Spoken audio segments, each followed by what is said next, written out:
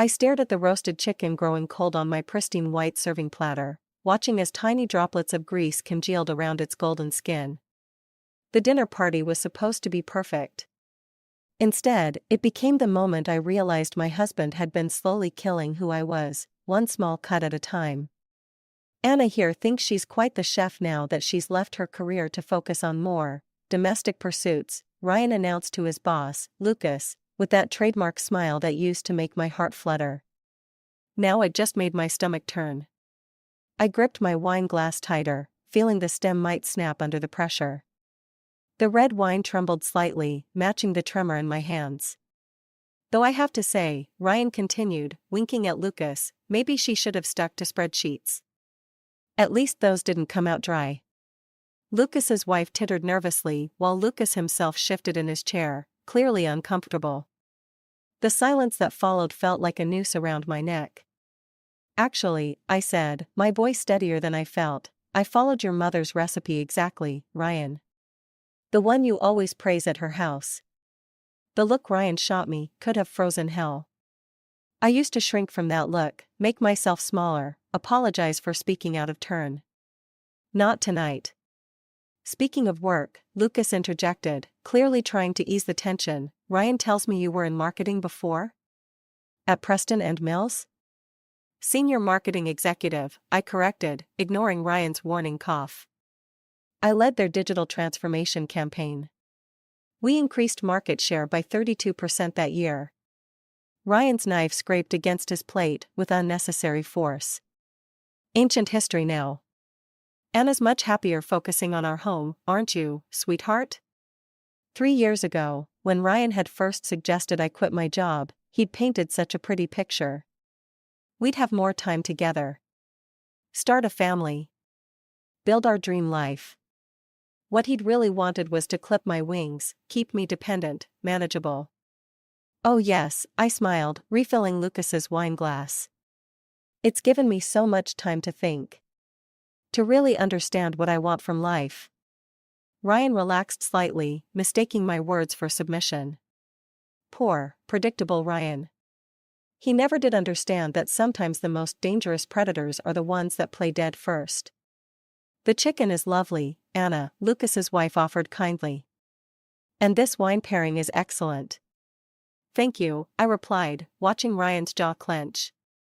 He hated when others praised me, especially in front of his boss.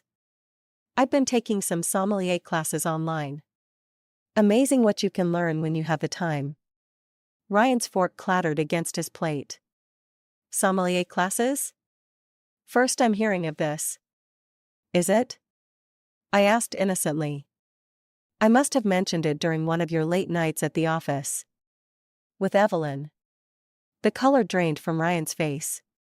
Lucas looked between us, suddenly very interested in his wine glass. I think it's time for dessert, Ryan announced, standing abruptly. Anna, help me in the kitchen? I rose gracefully, following him. As soon as we were out of earshot, he grabbed my arm, his fingers digging into my flesh. What the hell do you think you're doing? He hissed. I looked down at his hand, then back up at his face. Making conversation with your boss. Isn't that what you wanted? The perfect corporate wife?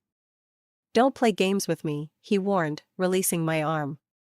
You're embarrassing yourself.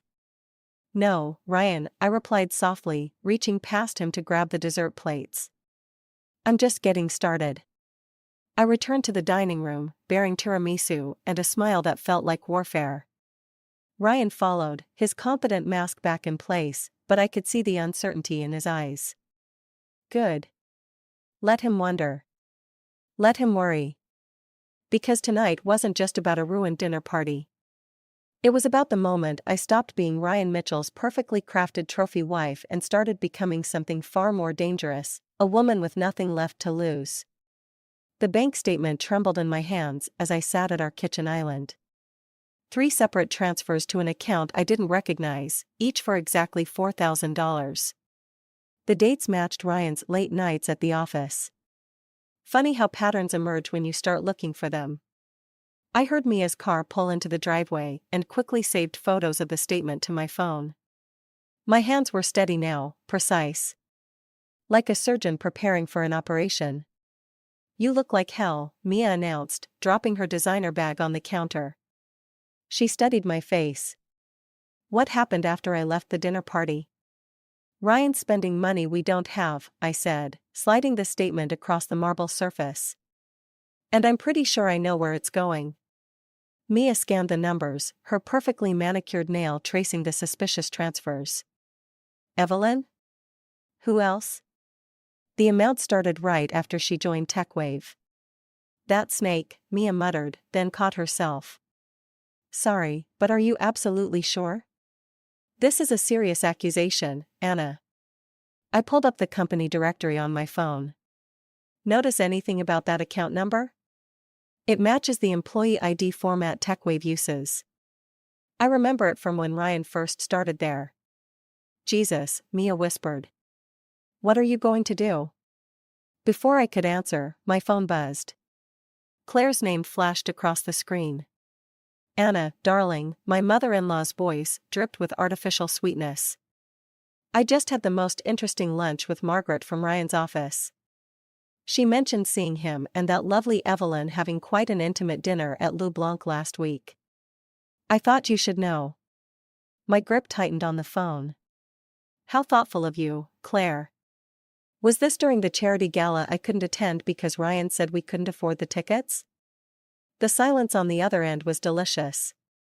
Oh dear, Claire finally managed. Perhaps I shouldn't have. No, you absolutely should have. Thank you, Claire. Really? I ended the call and looked at Mia, who was watching me with concern. You're scary calm right now, she observed. Because I finally understand the game, I replied, opening my laptop. And I'm done playing by his rules. I pulled up my old marketing contacts, fingers flying across the keyboard. 3 years ago, I'd led digital campaigns worth millions. Now I was about to launch the most important campaign of my life. What exactly are you planning? Mia asked, leaning over my shoulder. First, I need income he can't control. Remember Jessica from Preston and Mills? She owns that boutique downtown now. I'm meeting her tomorrow about a part-time position. Anna. Mia's voice held a warning. Then I start documenting everything. The transfers, the receipts, the late nights. Building a case. For divorce? I smiled, but there was no warmth in it. For something much more satisfying. My phone buzzed again, a text from Ryan, working late. Don't wait up. I typed back, no problem. Having dinner with your mother anyway. She sends her love. Let him sweat over that one. You know he'll try to destroy you if he catches on, Mia said softly. I closed the laptop and met her worried gaze. He already did that, Mia. 3 years ago, when I let him convince me to give up everything I was to become his perfect little wife. The difference is, back then I helped him do it. And now? Now I'm going to show him exactly what happens when you underestimate the woman you tried to break. I stood up, suddenly energized. Want to help me go through his office? Mia hesitated for only a second before grabbing her bag. I'll take the desk, you take the filing cabinet? As we climbed the stairs to Ryan's home office, I felt something I hadn't experienced in years, purpose. Every step was taking me closer to reclaiming not just my dignity, but my power. The lock on his office door was child's play. I'd watched him punch in the code countless times while he thought I was focused on being the perfect hostess. Just like I'd watched him slowly dismantle my confidence, my ambitions, my sense of self. Well, Ryan was about to learn that some things, once broken, don't put themselves back together the same way. Sometimes they come back sharper. Deadlier. And I was just getting started. The boutique's bell chimed as another customer left, clutching a designer bag I'd convinced her she couldn't live without. 2 weeks into my part-time hobby, as I'd explained it to Ryan, and I'd already doubled the store's sales. Jessica couldn't stop beaming. Just like old times, she said, counting the day's receipts. You haven't lost your touch. I was about to respond when I heard familiar voices outside. Through the storefront window, I spotted Ryan and Lucas heading toward the coffee shop next door. I ducked behind a display rack, motioning Jessica to silence. "The board's getting suspicious, Ryan." Lucas's voice carried through the thin walls. "These numbers don't add up, and Evelyn's department shouldn't be showing that kind of profit margin." "Trust me, Lucas. Everything's under control." "Like those missing development funds were under control?" "Christ, Ryan, if this gets out." "It won't." Ryan's voice hardened. "Unless someone's been talking?" The conversation faded as they entered the coffee shop, but my hands were already shaking. Not from fear, from possibility. "Anna?" Jessica touched my arm. "You okay?" "Better than okay," I said, straightening up. "Listen, I need to make a call." "Cover for me?" In the back office, I dialed Claire's number. She answered on the first ring, as expected. "Anna. I was just thinking about you. The country club is having their annual charity gala next month, and actually, I cut in. I was hoping you could help me with something. Ryan's been so stressed lately, and I want to surprise him with a romantic evening. Could you get his schedule from his assistant? She always loved you." "Oh." Claire practically purred at being included in the conspiracy. "Of course, darling. Anything to help you two reconnect." If she only knew. An hour later, my phone buzzed with screenshots of Ryan's calendar, including his private meetings with Evelyn. But more importantly, his login credentials for the company system, saved by his ever-helpful assistant. I was reviewing the information when the boutique's bell chimed again. I froze at the sound of Evelyn's voice. "This is such a cute shop," she was saying to someone. "I need something for a business dinner tonight. The executive team's wives will all be there." I emerged from the back office, clipboard in hand, professional smile fixed in place. "Welcome to Vintage Vogue. Can I help you find something?"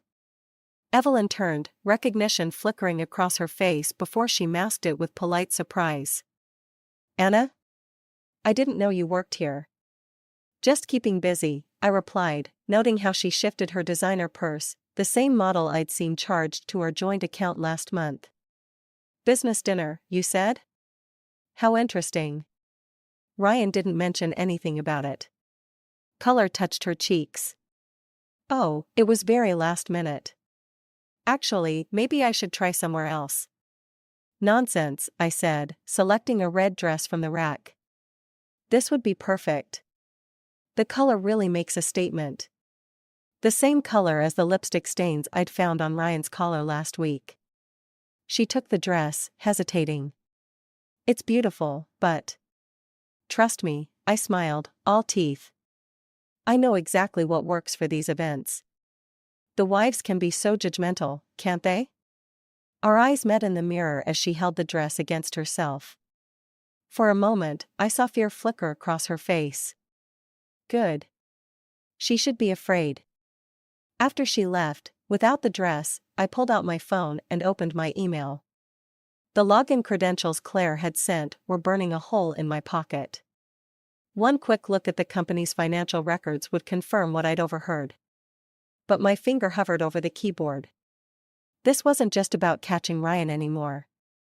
This was about dismantling everything he'd built on lies. And I needed to be smart about it. I dialed Mia instead. "Remember that corporate law friend of yours?" I asked when she answered. "The one who specializes in whistleblower cases?" "I think it's time we had coffee." The pieces were falling into place, faster than I'd anticipated. Ryan thought he was playing chess, carefully positioning his pieces, protecting his king. But he'd forgotten something crucial. In chess, the queen is the most powerful piece on the board. And I was done being a pawn. The USB drive felt heavy in my palm as I sat across from Sarah Chen, Mia's corporate lawyer friend, in her downtown office. Through the wall-to-wall windows, I could see TechWave's building looming in the distance, a glass monument to my husband's lies. "These financial records," Sarah said, scrolling through her laptop, "they're definitely irregular. But proving Ryan's involvement will be tricky. He's covered his tracks well. I pulled out my phone, played the recording from the coffee shop. Lucas's voice filled the room. These numbers don't add up, and Evelyn's department shouldn't be showing that kind of profit margin. Sarah's eyebrows shot up. That's better. But we still need. My phone buzzed. Claire's name flashed on the screen. Anna, darling, she burst out before I could speak. The most wonderful news. Ryan's planning to announce his promotion at the charity gala next month. Lucas told me himself. My blood ran cold. Promotion? To Chief Financial Officer. Can you believe it? Though I suppose with poor Marcus's heart attack. The rest of her words faded into white noise. Marcus Thompson. TechWave's current CFO. The only person who could have spotted the financial irregularities. Claire, I interrupted, when did Marcus have his heart attack? Just yesterday. Such terrible timing, right before the audit he was planning. Ryan says he'll handle everything now, of course. I ended the call, my hands shaking. We need to move faster, I told Sarah. Ryan's about to destroy evidence. Sarah leaned forward. Anna, slow down. If we rush this. He gave his CFO a heart attack. You can't prove that. Yet. I stood up, gathering my things. But I know someone who can help. An hour later, I was back at the boutique, watching Evelyn try on dresses for the charity gala. She'd been coming in regularly, perhaps hoping to run into me, perhaps seeking absolution. The blue one, I suggested, noting how she startled at my voice. It matches your eyes. Though I hope you didn't charge it to the same account as the last 3 dresses. She froze, half-zipped. I don't know what you mean. $4,000. 3 times. To your employee account. I stepped closer, adjusting her zipper with deliberate care. The same account that received a substantial bonus right before Marcus Thompson's unfortunate accident. Her face went ash-white. How did you? I was a marketing executive, Evelyn. Numbers tell stories. And yours is particularly interesting. I smoothed the fabric across her shoulders, our eyes meeting in the mirror. Especially the part where Ryan convinced you to help him hide the missing development funds. He said it was temporary, she whispered. Just until the audit. And now there won't be an audit. Convenient, isn't it? She turned to face me, tears threatening. I never meant. I didn't know about Marcus. But you suspected. I handed her a tissue. Help me stop him, Evelyn. Before someone else gets hurt. He'll destroy me. No, I said softly. He'll try. But I won't let him. Neither will Sarah Chan from Morrison and Associates. I placed her card on the dressing room bench. Your choice. That evening, I prepared dinner as usual, listening to Ryan boast about his upcoming promotion. Each word was a knife in my gut, knowing what he'd done to achieve it. We should celebrate, I suggested, pouring his wine. Maybe invite Lucas and his wife over? Actually, Ryan paused, studying my face. I was thinking just the 2 of us. We've been distant lately. Maybe it's time to focus on us again. I met his gaze, saw the calculation behind his charm. He was worried, trying to secure his home base before making his final move at work. That sounds perfect, I lied, raising my glass. To new beginnings. He smiled, relief evident in his shoulders. Poor Ryan. He still thought he was the one in control. My phone vibrated silently in my pocket, a text from Sarah, Evelyn's in. Meeting tomorrow, 9 a.m. I took another sip of wine, hiding my smile. The pieces were falling into place, and Ryan had no idea he was about to lose everything he'd built on other people's destruction. Starting with me. The anonymous email to TechWave's board took 3 minutes to write and 1 second to send. I sat in Sarah's office, watching the delivery confirmation appear on my screen, feeling nothing but a hollow certainty. Last chance to back out, Sarah said, but we both knew I wouldn't. My phone lit up. Ryan's face flashed on the screen. I let it ring. He'll know something's wrong, Sarah warned. He already does. I showed her the text from Evelyn that had arrived an hour ago. Ryan's asking questions about the financial records. He knows someone accessed them. The phone rang again. This time, Lucas's name appeared. I answered, putting it on speaker. Hello? Anna. Lucas's voice was tight. Is Ryan with you? He's not answering his phone, and we've got a situation here. What kind of situation? The board received some concerning information about the development funds and Marcus's audit. A pause. Anna, did you know anything about this? I caught Sarah's warning look. About what, exactly? Never mind. Just, if you see him, tell him to call me immediately. The line went dead. Within seconds, my phone exploded with notifications. Claire was calling. Mia was texting. Even Jessica from the boutique. Ryan was just here looking for you. He seemed angry. We should get you somewhere safe, Sarah started, but I was already standing. No. I need to be home when he arrives. It has to play out right. Anna. I've got the security system recording everything. The police on speed dial. And 3 years of rage keeping me steady. I drove home through streets that felt simultaneously familiar and foreign. The house looked exactly as I'd left it this morning, but everything had changed. Ryan's car wasn't in the driveway, but the front door was unlocked. I stepped inside, hearing movement upstairs in his office. Ryan? The shuffling stopped. Then footsteps, heavy and quick, descended the stairs. Where are the files? His face was flushed. I ask you. The ones you took from my office. I didn't take anything from your office. Technically true. I'd copied files, not taken them. Don't lie to me.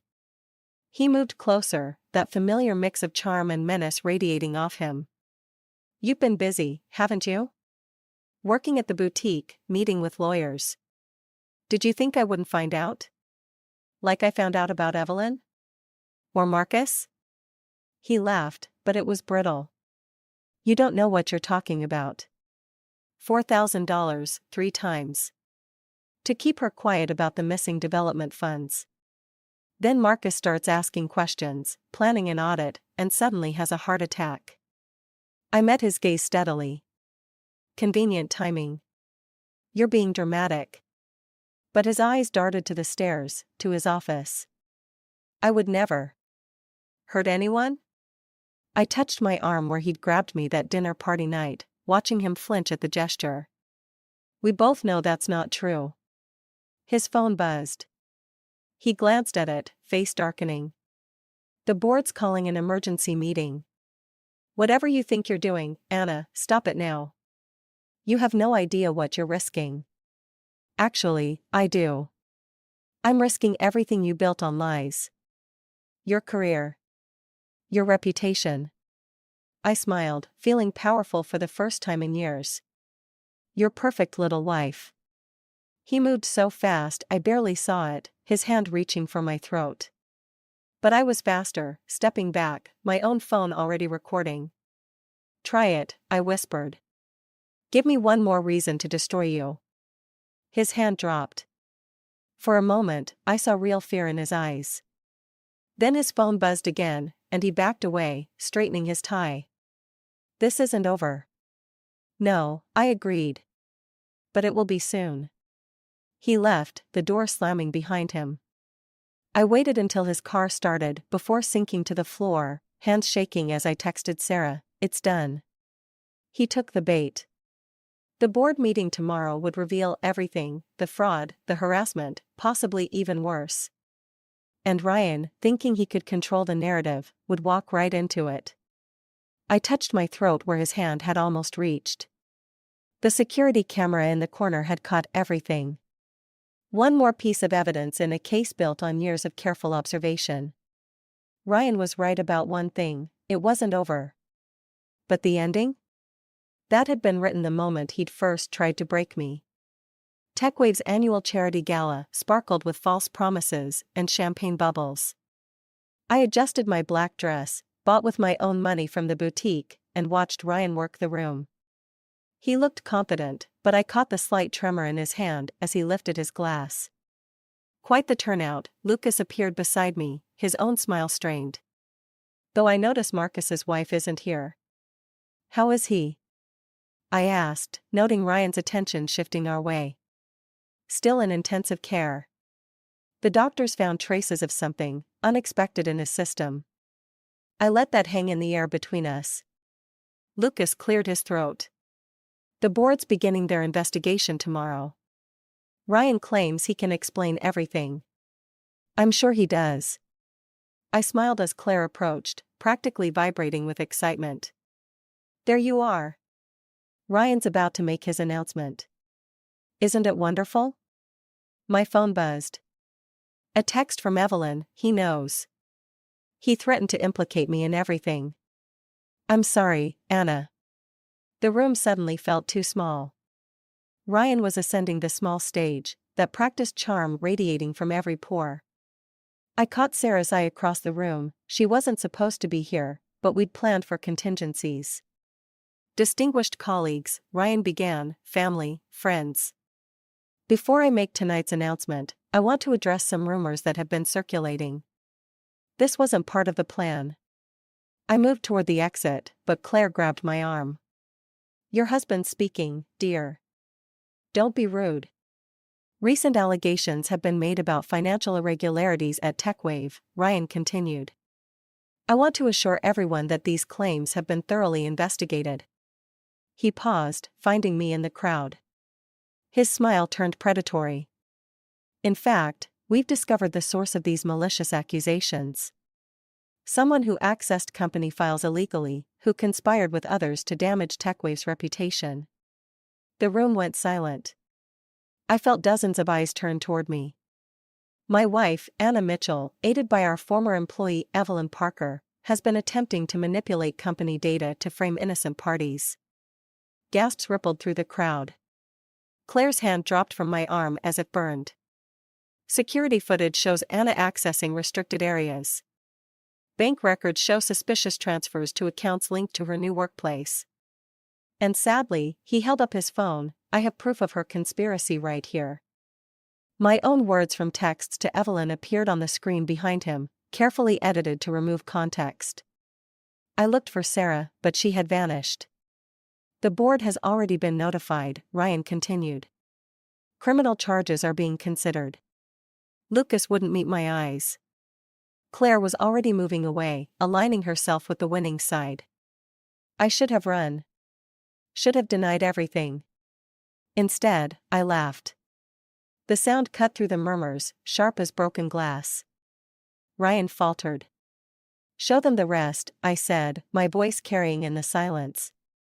Show them what you did to Marcus when he discovered the truth. Security, Ryan called, but I was already moving forward. Show them the real transfers, Ryan. The ones to Evelyn's account. Show them the footage from our house last night, when you tried to strangle me. She's clearly unstable, Ryan said, but uncertainty had crept into his voice. Actually, a new voice cut in, I'd like to see that footage. Sarah emerged from the crowd, followed by 2 police officers, and, my heart jumped, Marcus Thompson himself, pale but very much alive in a wheelchair.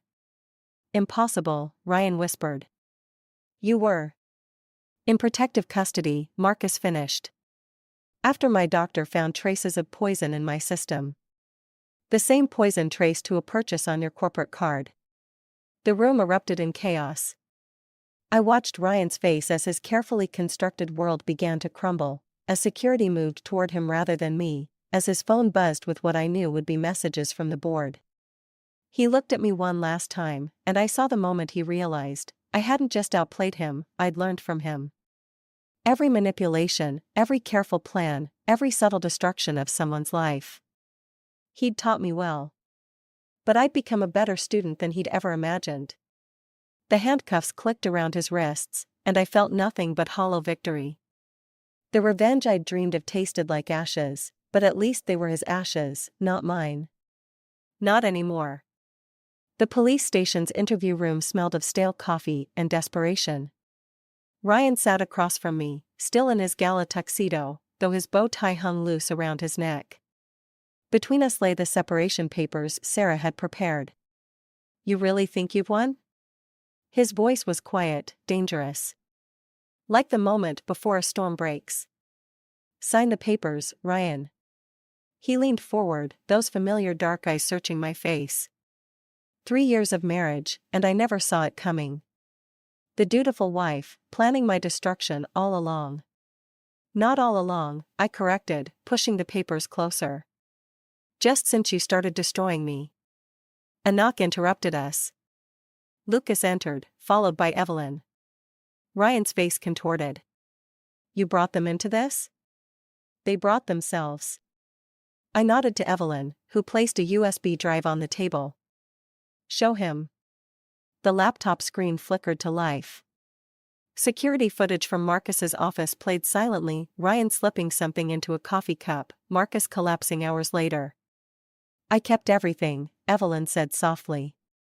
Every conversation, every transfer, every threat. Insurance, I told myself. But really, I was just a coward. Ryan's laugh was hollow. And now you're what? Growing a conscience? Now I'm choosing a different path, she replied, moving toward the door. Like Anna did. Lucas cleared his throat. The board's decision is final, Ryan. TechWave will be pressing charges. You can't. We already have. Lucas placed another document beside the separation papers. Your resignation, effective immediately. Ryan's hands curled into fists. I recognized the tension in his shoulders, the prelude to violence I'd learned to fear. Everything I did, he hissed, I did for us. For our future. No. I stood, feeling stronger with each word. You did it for yourself. The money, the power, the control, it was always about you. I was just another acquisition. Something to own, to shape, to break. I made you who you are. You tried to unmake me, I corrected. But here's the thing about breaking something, Ryan. Sometimes the pieces come back together sharper. He moved suddenly, lunging across the table. But this time, I didn't flinch. The officers watching through the one-way glass burst in, restraining him as Lucas and Evelyn backed away. You think this is over?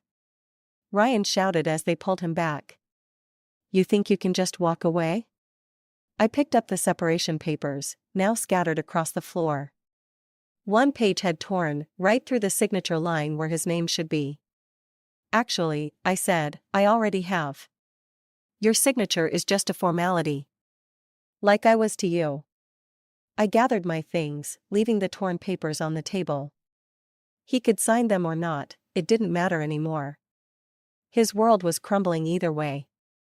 At the door, I paused. You know what the difference is between your revenge and mine, Ryan? Yours was about power. Mine was about freedom. Anna, his voice cracked, suddenly vulnerable. The mask finally slipping. Please. We can start over. For a moment, I saw him as he'd been when we first met, charming, ambitious, seemingly perfect. But now I saw through the charm to the hollow core beneath. Goodbye, Ryan. Outside, Mia waited in her car. She didn't ask questions, just drove as I watched the police station shrink in the rearview mirror. You okay? She finally asked. I touched my throat where Ryan had tried to grab me at the gala, feeling only smooth skin. No bruises. No fear. No chains. I will be. My phone buzzed, a message from Sarah, separation papers filed. Criminal charges pending. You're free. Free. Such a simple word for such a complex feeling. I'd gotten my revenge, but somehow it felt less like victory and more like liberation. Like waking up from a long, dark dream into a morning full of possibilities. Take me to the boutique, I told Mia. I have a shift in an hour. She smiled, understanding. This wasn't an ending, it was a beginning. My beginning. Finally, gloriously mine. The last box from my old life sat on Jessica's desk at the boutique, filled with marketing proposals and campaign ideas. She studied them with growing excitement while I arranged a window display. These are brilliant, Anna. The digital integration, the brand positioning. She looked up. I'm not letting you stay part-time anymore. I need you running marketing for all 3 locations. Through the window, I watched Claire approach the store, hesitating at the entrance. Our first interaction since the gala. Since everything fell apart. Take your time, Jessica said, gathering the proposals. I'll be in the back. The bell chimed as Claire entered, clutching her designer purse like a shield. I brought this, she said, holding out a small envelope. It was in Ryan's study. I thought you should have it. Inside was a photograph from our wedding day. I was laughing at something, unaware of the camera. Ryan was watching me with what I'd once mistaken for love. He's accepting the plea deal, Claire continued. The board agreed not to press additional charges if he cooperates with the investigation. Is that why you're here? To plead his case one last time? She straightened, and for a moment I saw where Ryan got his pride. No. I'm here because I failed you. I saw what was happening and I chose to look away. It was easier to believe in the perfect life Ryan presented than to acknowledge the truth. It usually is. You could have destroyed him completely, she said quietly. The evidence you had, what he did to Marcus, you could have ensured he never recovered. I turned back to the window display, adjusting a silk scarf. That's what Ryan would have done. But I didn't want to become him. I just wanted to be free. And are you? Free? My reflection in the window caught my eye, shoulders straight, head high, no tension in my jaw. No fear. Getting there. Claire moved toward the door, then paused. The house, he signed it over to you. Part of the settlement. Sell it, I said.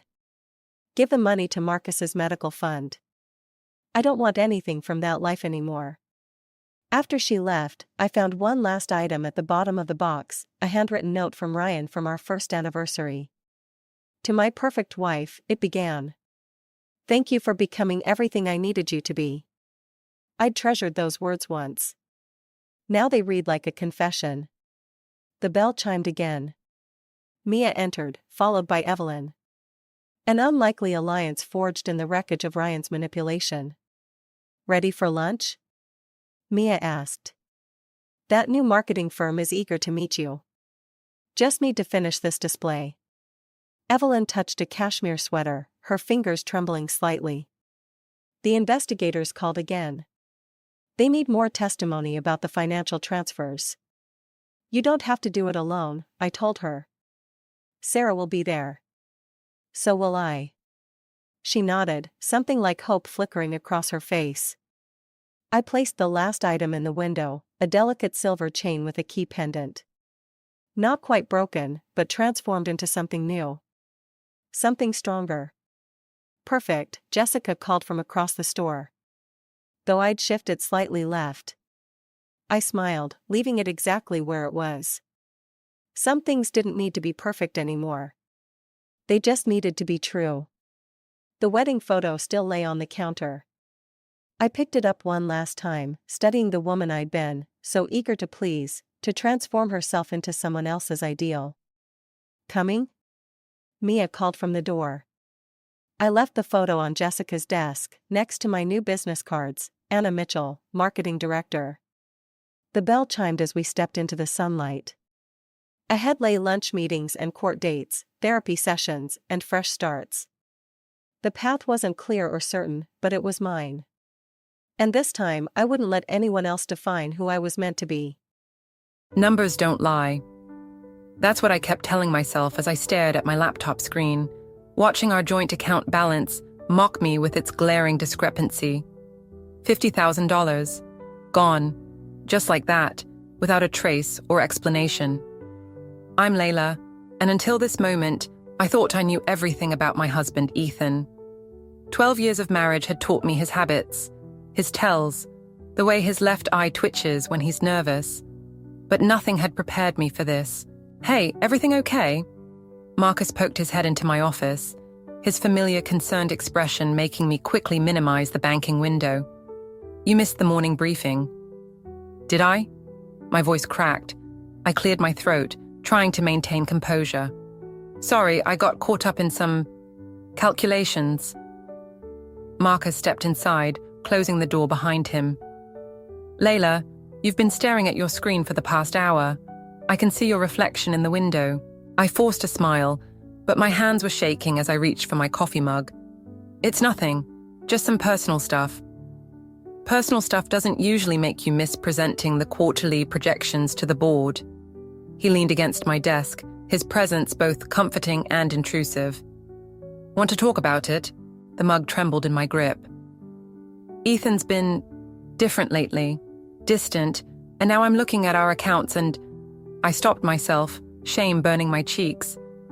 "I shouldn't be discussing this at work." "Different how?" "Late nights, mysterious phone calls. Last week he claimed he was visiting his sister in Phoenix, but when I called her, I set the mug down before I could spill it. She hadn't seen him in months." Marcus's expression darkened. "Have you confronted him? He's got an explanation for everything. Always does." I pulled up the banking window again, pointing to the transaction history. "But numbers don't lie, right? $50,000, transferred to an account I've never seen before." "Jesus," Marcus whispered, leaning closer to examine the screen. "When did this happen?" 3 days ago, while I was at that conference in Boston." My phone buzzed on the desk, Ethan's face lighting up the screen. I let it ring. "You should answer it," Marcus suggested, but I could hear the hesitation in his voice. I shook my head. "Not until I figure out what I'm dealing with. I need to be smart about this." The phone stopped buzzing, only to start again immediately. This time, a text message appeared. "Need to talk. Important. Please call me back. E." "Whatever you decide to do," Marcus straightened up, heading for the door. "Just remember you've got people in your corner." After he left, I sat there staring at Ethan's message, my mind racing through possibilities, each worse than the last. The pharmaceutical company where I worked had strict policies about personal matters affecting professional performance. I couldn't let this situation spiral out of control. My phone buzzed again. Another text from Ethan. "Found us an amazing investment opportunity. We'll explain everything tonight. Love you." Investment opportunity. The words hit me like a slap. I remembered the last time he'd used that phrase. 3 years ago when he convinced his parents to refinance their house for a sure thing that ended up costing them their retirement savings. He'd sworn it wasn't his fault, that he'd been misled too. I'd believed him then. I opened my drawer and pulled out the business card Dr. Simmons had given me last month during Ethan's physical. "Call me if you need to talk," she'd said, with an odd emphasis I hadn't understood at the time. Maybe she'd seen something I'd missed. The office suddenly felt too small, too confining. I gathered my things, told my assistant I was taking a personal day, and headed for the elevator. As the doors closed, I caught a glimpse of Marcus watching me from his office, his expression unreadable. I had no idea then that this was just the beginning, that the missing money would be the least of my concerns. But something inside me had shifted, like a switch being flipped. The trust I'd built my marriage on was crumbling, and in its place, something darker was taking root. The drive to Dr. Simmons's office felt like navigating through quicksand. Every red light stretched into eternity, every turn bringing me closer to answers I wasn't sure I wanted. The business card sat heavy in my pocket, its edges worn from my constant fidgeting. Dr. Simmons's receptionist recognized me immediately. "Mrs. Harrison, doctors between patients. She said to send you right in when you arrived." The examination room smelled of antiseptic and secrets. Dr. Simmons stood by her desk, already waiting. "I wondered when you'd call," she said, gesturing to a chair. "How much do you know?" "About what?" My voice sounded hollow, even to me. She pulled out a file, hesitating before opening it. During Ethan's last visit, I noticed some inconsistencies in his medical history, previous conditions that didn't match his records. What kind of inconsistencies? The kind that make me wonder if the Ethan Harrison in my office was the same Ethan Harrison from his previous medical records. She paused, studying my face. Have you ever verified his background? My phone buzzed. Another text from Ethan. Where are you? We need to talk about the investment. Time sensitive. Dr. Simmons noticed my hands shaking. Layla, there's something else. The prescription he requested last month. The office door opened. A nurse poked her head in. Doctor, your next patient is here. Give me 5 minutes, Dr. Simmons replied, then turned back to me. Listen carefully. Don't confront him yet. Get copies of all your financial documents first. And Layla, check the name Richard Thorne. Back at work, I couldn't focus. Marcus stopped by twice, but I barely registered his concerned looks. My computer screen blurred as I typed Richard Thorne into various search engines. Nothing significant appeared until I added fraud to the search. A newspaper article from 6 years ago showed a grainy photo of a man being led away by police. The image quality was poor, but something about the slope of his shoulders, the way he held his head. My office phone rang, startling me. Layla speaking. Hey, it's Sophie. Your sister's been trying to reach you. Something about Ethan showing up at her place. My blood ran cold. What? Lily said he was asking weird questions about your family's assets, claiming he needed the information for some kind of surprise for you. She felt uncomfortable. When was this? Yesterday afternoon. She tried calling you, but... I hung up, already dialing Lily's number. It went straight to voicemail. A knock at my door made me jump. Marcus entered, closing the door behind him. Board meeting in 10 minutes, but first, you need to see this. He placed a document on my desk, a copy of an email chain. This came through the company's compliance department. Someone's been accessing our confidential research data using your login credentials. That's impossible. The access points trace back to your home IP address. Late night hours when you're usually asleep. The pieces started falling into place. Ethan's late nights at home, his sudden interest in my work computer, the missing money. My stomach churned. I've delayed reporting this, Marcus continued, his voice low. But if there's something going on, I need to get home. I stood up, gathering my things. Tell them I'm sick. Layla, wait. Marcus caught my arm. Let me help. Whatever's happening. You can't. I pulled away, but his grip tightened slightly. At least let me drive you. You're shaking. In the parking lot, my car wouldn't start. The engine made a sickening grinding noise before falling silent. Marcus insisted on checking under the hood and found several cables deliberately disconnected. My phone buzzed again. Ethan, coming home early. Big news about our future. Everything's falling into place. I showed Marcus the message. His jaw tightened. You're not going back there alone. I have to. If he suspects I know anything. I trailed off, remembering Dr. Simmons' warning. Then we need a plan. Marcus pulled out his phone. I know someone in corporate security. Give me an hour.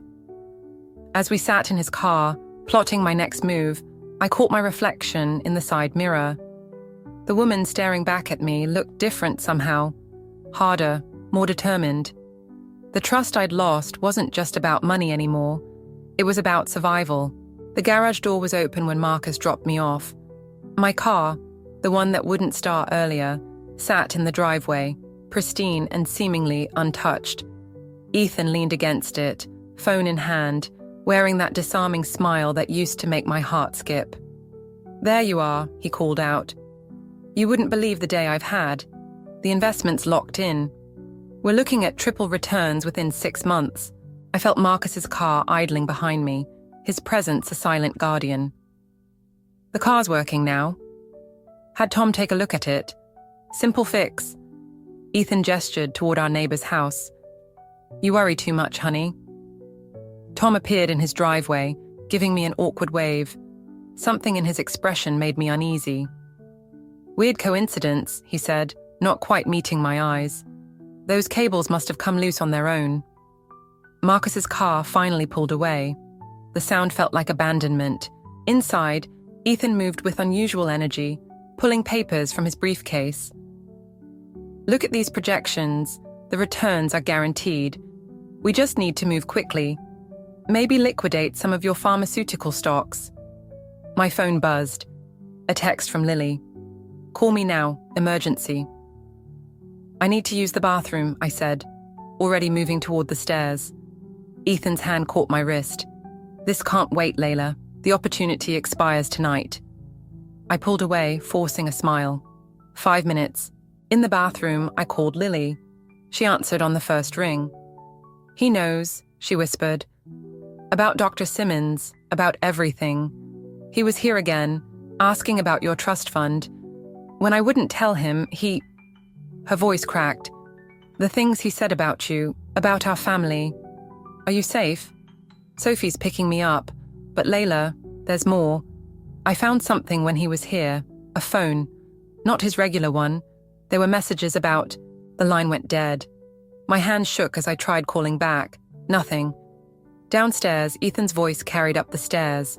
He was on the phone. Yes, everything's proceeding as planned. She suspects nothing. No, that won't be a problem much longer. I crept closer to the stairs, straining to hear. The sister's becoming an issue. Yes, I understand. It'll be handled. No, Richard Thorne doesn't exist anymore. I made sure of that. My foot hit a creaky floorboard. The conversation stopped abruptly. Layla? Ethan called out. You've been up there a while. Everything okay? I flushed the toilet, buying time. When I came downstairs, he had a glass of wine waiting. Your favorite, he said, holding it out. I remembered Dr. Simmons's words about his prescription requests. Actually, I'm not feeling well. Maybe we should discuss this tomorrow. His smile tightened. The opportunity expires tonight, remember. Just take a sip, relax, and let me handle everything. The doorbell rang. Through the glass panels, I saw Marcus. What's he doing here? Ethan's voice had an edge I'd never heard before. Probably about the board meeting I missed. I moved toward the door, but Ethan blocked my path. You've been spending a lot of time with your manager lately. It's work-related, like those late-night emails from the company server. His mask slipped for a moment, revealing something cold beneath. You should be more careful with your passwords, honey. The doorbell rang again. 3 sharp, urgent rings. Don't answer it. Ethan's command was soft but absolute. My phone buzzed again, a text from Sophie. Lily's safe. Police involved. Get out now. Move, I said, surprising myself with the steel in my voice. Or what? He stepped closer, his familiar cologne now suffocating. You'll tell them about Richard Thorne? About the missing money? Who do you think they'll believe? The loving husband worried about his unstable wife, or the woman making wild accusations? The wine glass in his hand trembled slightly. For the first time, I saw uncertainty in his eyes. He wasn't sure how much I knew. The front door crashed open. Marcus stood there with 2 police officers, Tom right behind them, clutching what looked like security camera footage. I'm sorry, Tom said, looking at Ethan. I couldn't do it anymore. Not after what you asked me to do to her car. The wine glass shattered on the floor, dark red spreading like blood across our pristine white tiles. In that moment, watching Ethan's carefully constructed world begin to crumble, I felt something shift inside me. This wasn't just about survival anymore. This was about justice. The police interview room felt smaller with each passing hour. Detective Chen pushed another cup of coffee across the table while I replayed the security footage Tom had provided. On the screen, Ethan methodically disconnected my car's cables, his movements precise, practiced, not the clumsy work of an amateur. Mrs. Harrison, Detective Chen said, we found something interesting in your neighbor's garage. Want to tell me about these? She slid photographs across the table. Surveillance equipment, far more sophisticated than anything Tom could afford. Next to them, printouts of my daily schedule. annotated in Ethan's familiar handwriting. "I've never seen these. Your neighbor claims Ethan paid him to install them 3 months ago, right around the time your company started clinical trials on the new cancer drug." My coffee turned bitter in my mouth. The timing wasn't a coincidence. "There's more." She produced a laptop. "Your sister's phone was recovered. The contents are concerning." The video played. Ethan in Lily's living room, his charm turned predatory. "Your sister's always been the smart one, hasn't she? Figuring things out too quickly. But accidents happen, Lily, especially to people who ask too many questions." My hands clenched until my nails cut into my palms. "I want to press charges. That's the thing." Detective Chen closed the laptop. "We can't find him. His fingerprints match 3 different identities in our database. Richard Thorne is just one of them." A knock interrupted us. Marcus stood in the doorway, looking exhausted. "They found something at the office." In the elevator up to our floor, Marcus kept glancing at me. "You should prepare yourself," he said finally. My office door hung open. Inside, forensics teams photographed my decimated workspace.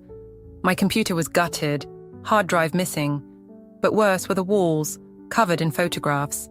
Me sleeping, shopping, meeting Dr. Simmons, having lunch with Marcus. "He's been watching me for months," I whispered. "Not just you." Marcus pointed to a stack of papers on my desk. These were hidden in his cloud storage. "He's been selling company research to competitors, using your login credentials." The room spun. "The clinical trials. Compromised. The board's meeting now to discuss damage control." My phone buzzed. An unknown number. The text contained only an image. "Lily's house. Current timestamp. Lights on inside." "He's there," I said, showing Marcus. "He's at my sister's house right now." "Police are on their way," Detective Chen called from the doorway.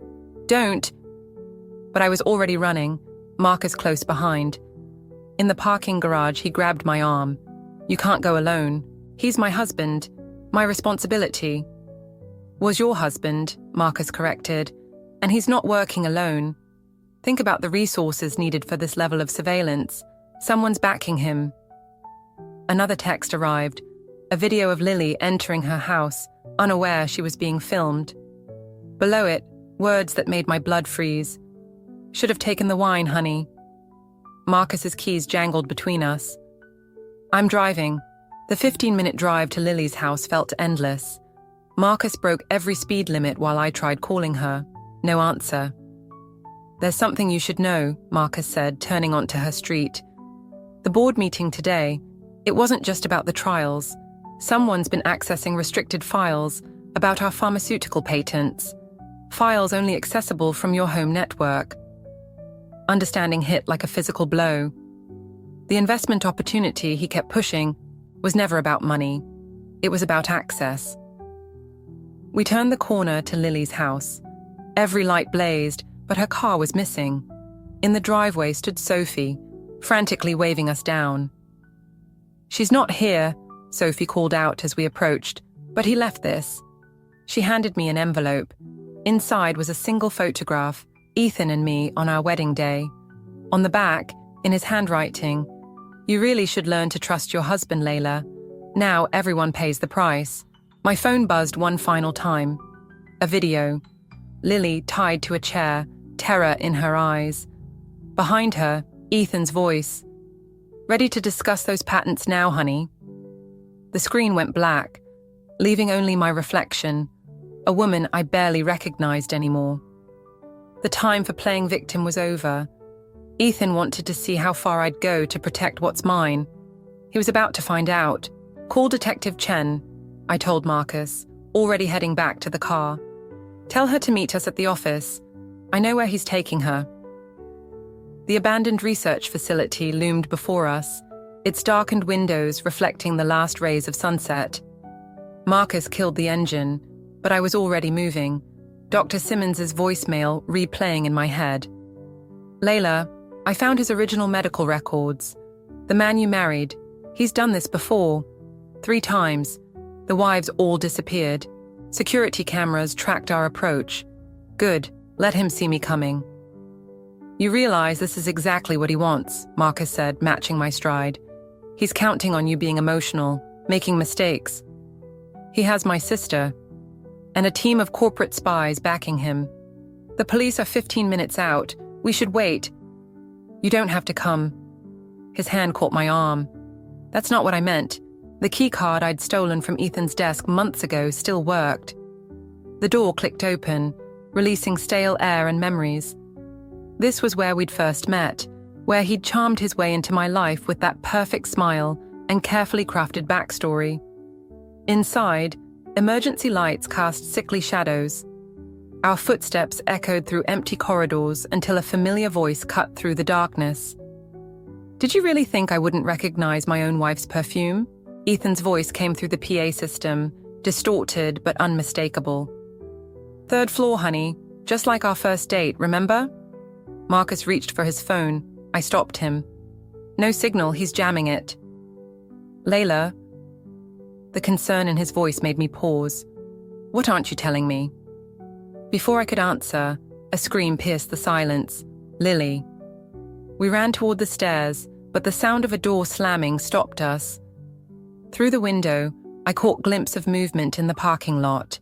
He's playing us, Marcus realized. Splitting us up.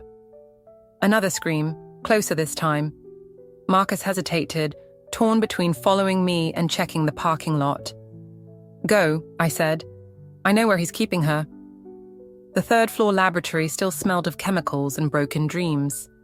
This was where our company's failed cancer drug had been developed, where millions had been lost, where Ethan had first accessed our research.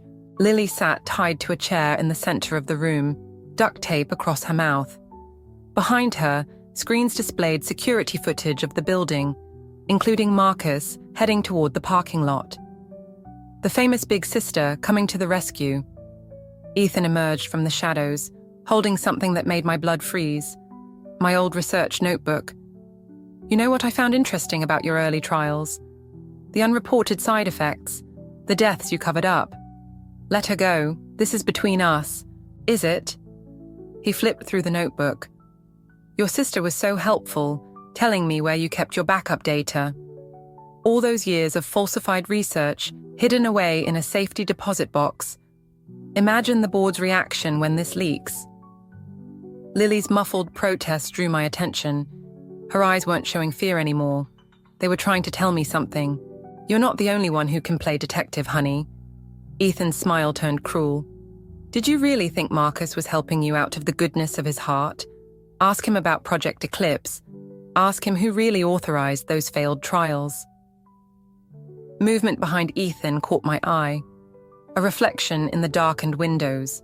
Marcus, gun raised. You destroyed everything I built, I said, keeping Ethan's attention. My marriage, my career, my family. No, sweetheart, you did that yourself. I just exposed the truth about who you really are. He moved closer, notebook extended like a peace offering. But we can still fix this. Together. Just like before. The gunshot shattered the silence. But Ethan didn't fall. Instead, Marcus crashed through the door, blood spreading across his shirt. Sorry, honey. Ethan's smile never wavered. Didn't I mention, your friend Tom's been very cooperative since we found those tax fraud records. Lily's chair toppled as she fought against her restraints. Marcus lay motionless, and something inside me, something I'd kept caged since discovering that first missing payment, finally broke free. I lunged for the notebook, but Ethan was faster. As we grappled, his phone clattered to the floor, revealing an open email. Project Eclipse termination authorized. Eliminate all witnesses. The implications hit harder than any physical blow. This wasn't just about stealing research or ruining my life. This was about silencing everyone who knew the truth. And I had just led Marcus right to him. Marcus's blood stained my hands as I pressed against his wound. Behind me, Lily had worked one hand free, but Ethan's attention was fixed on his phone, reading something that made him laugh. You know what's funny? He held up the screen. Your sister just got copied on every illegal trial document you ever signed. The board, The FDA, even those grieving families, they'll all know exactly who covered up those deaths. He's lying, Marcus gasped, his voice barely audible. Layla, the trials weren't your fault. Ethan's smile widened. Tell her, Marcus. Tell her who really ordered those experimental treatments, who falsified the consent forms. The laboratory lights flickered, casting strange shadows across Marcus's paling face. I had to protect the company, he whispered, but I never meant for anyone to die. The truth hit like physical pain. All those patients, all those families seeking answers. And I'd helped hide it.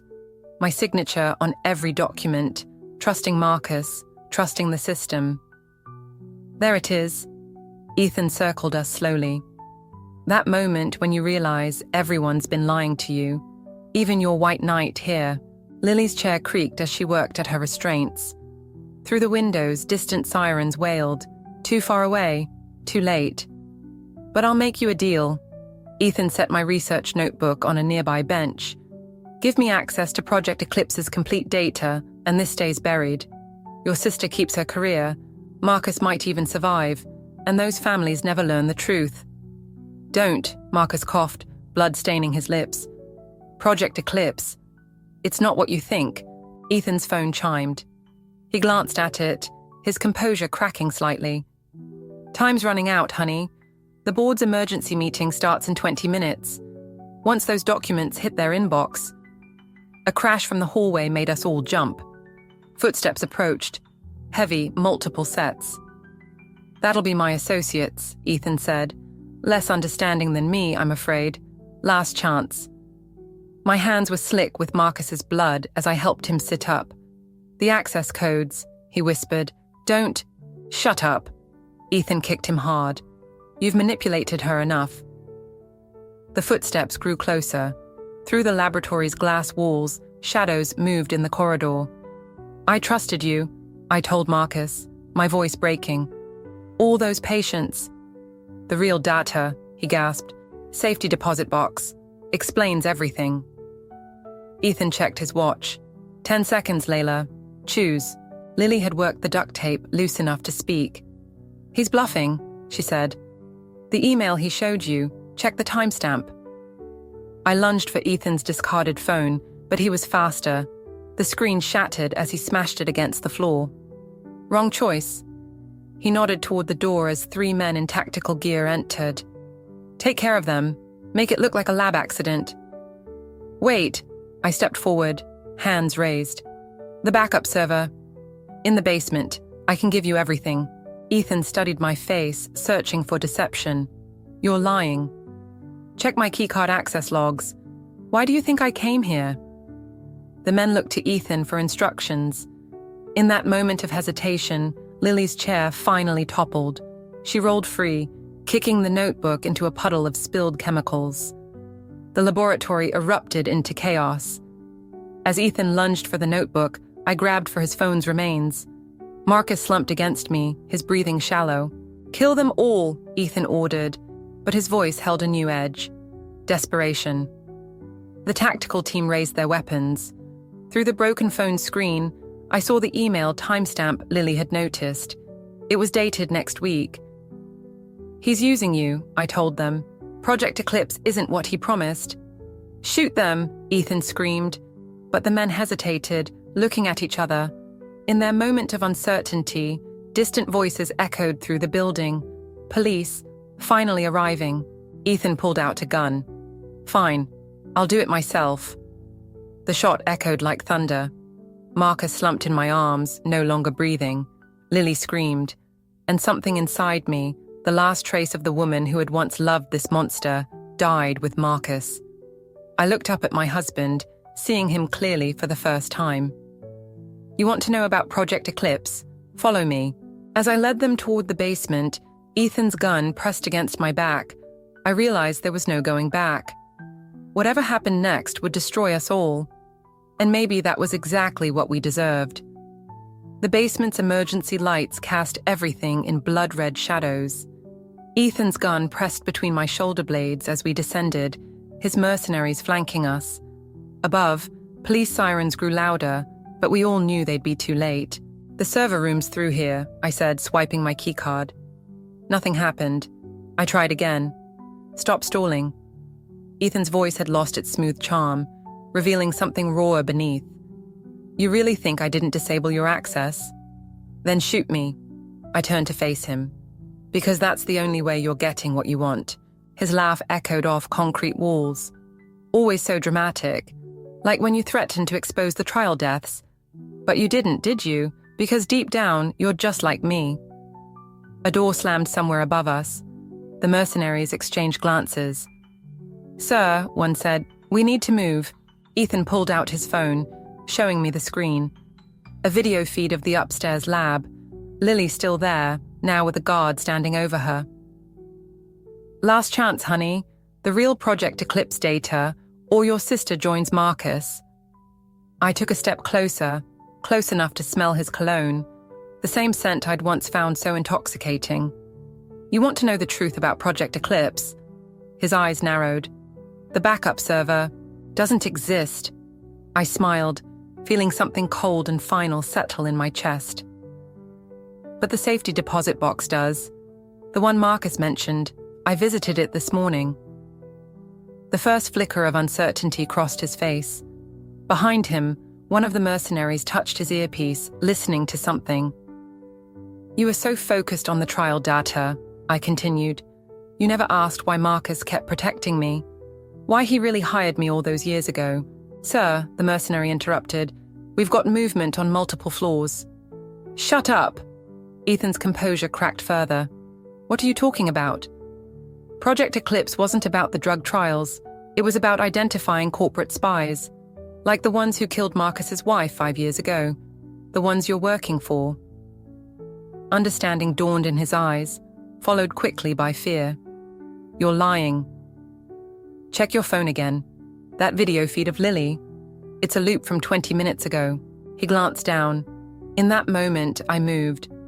The gun went off, the shot deafening in the confined space. But I was already rolling, my hand finding the emergency alarm panel Marcus had shown me months ago. The sprinklers activated, but instead of water, chemical foam poured down. The mercenaries' equipment sparked and died. "Clear." Sophie's voice echoed from the stairwell as she led a tactical team in. The real one, the one Marcus had arranged before everything went wrong.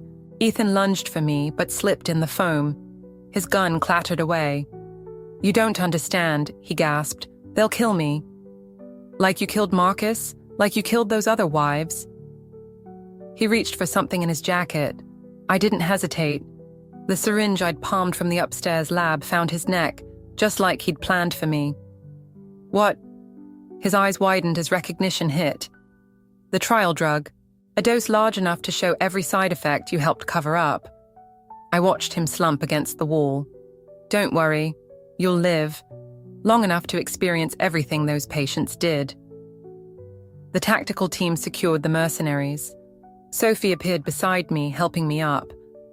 "Lily's safe. The real Project Eclipse data is already with the FBI. And the board meeting? Streaming live. They've seen everything, including Ethan's real identity and his connection to the corporate espionage ring."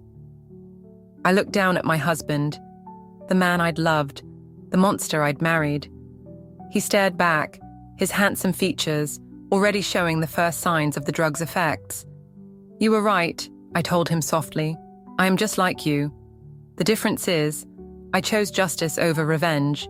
As they led him away, his screams echoing through the basement, I felt no satisfaction. Only a hollow emptiness where love had once lived. Sophie touched my arm. "Marcus left something for you, in case things went wrong." She handed me an envelope. Inside was a single note. Project Eclipse was never about the data. It was about finding someone strong enough to finish what my wife started. "Thank you." The sirens grew closer as we climbed the stairs, leaving the basement and its secrets behind. But the echoes of what happened there would haunt us all forever. Some vengeance, I realized, comes not from what we do to others, but from what we force them to face in themselves. The hospital corridor stretched endlessly before me as I approached Ethan's room. Through the observation window, I watched him thrash against his restraints, his once handsome face contorted by the drug's effects, the same effects he'd helped hide from those trial patients. Dr. Simmons stood beside me, reviewing his charts. The symptoms will persist for months, every one of them documented now, impossible to deny.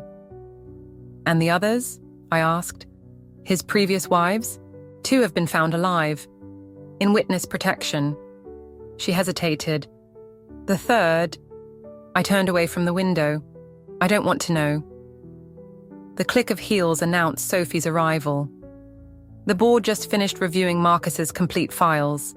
Everything about Project Eclipse, the corporate espionage ring, even records of his wife's murder. He'd documented it all. He knew, I said softly, from the moment Ethan started working there, and he chose you to finish it. Sophie handed me a USB drive. This was in his safety deposit box, along with a letter for you. Through the window, Ethan's eyes found mine. For a moment, I saw a flash of the man I'd loved, or thought I'd loved. Then his face twisted in another spasm of pain. The FBI wants your statement, Sophie continued, about the trial cover-ups. I'll give them everything. I pocketed the drive without looking at it. The patients' families deserve to know the truth. A commotion down the hall drew our attention. Lily appeared, accompanied by 2 federal agents. They found Tom, she said. He's agreed to testify about Ethan's network. I watched my sister, noting how she held herself differently now, stronger, more assured. We all carried scars from this, but maybe they'd made us harder to break. Mrs. Harrison, a nurse approached. He's asking for you. Inside the room, the restraints creaked as Ethan struggled to sit up. Come to enjoy the show? His voice was raspy, barely recognizable. No. I stayed by the door.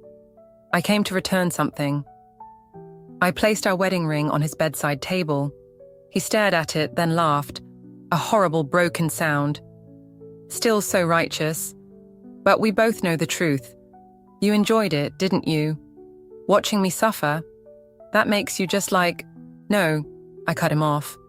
It makes me nothing like you, because I'm walking away. His laughter stopped. They'll never believe you about the trials. You signed off on them too.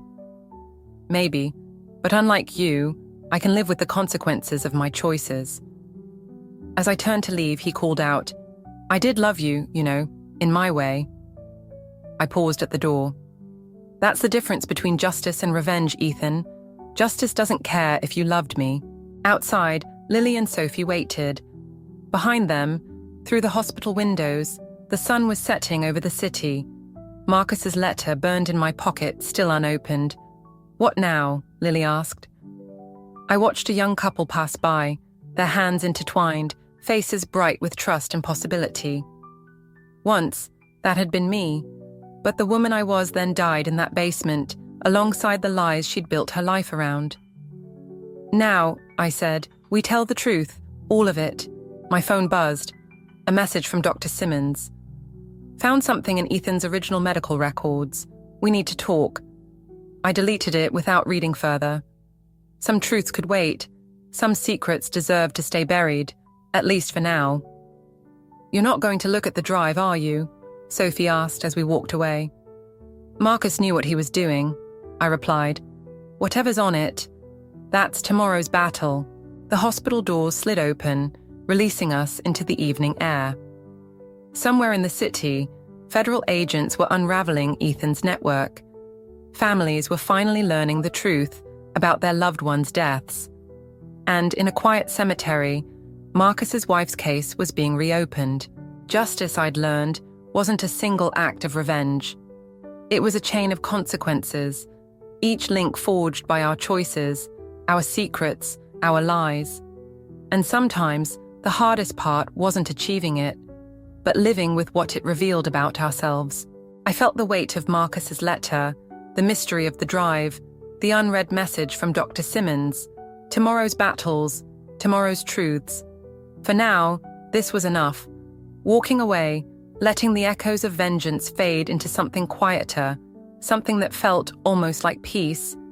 Almost. Why are you always so stingy? It's not that I'm being stingy. You just waste too much. You throw away things that are still usable and rush to buy new ones. Isn't it better to have the latest things? If you keep chasing after new things, no amount of money will ever be enough. That's what I call being stingy. Greg is always like this, and if I stay silent, he just keeps buying new things. So when I see him looking at a computer, I end up saying, "Don't buy anything unnecessary." I am Sandra Brown, a 27-year-old working housewife. My husband is 5 years older, who was introduced to me by a friend. Before we got married, I didn't think he was such a spendthrift. But living together, it has become painfully obvious. The other day he said he was just going to the store. But he somehow came back with a microwave oven. What's this? Well, I was just out and happened to wander into an electronics store. And the clerk recommended it.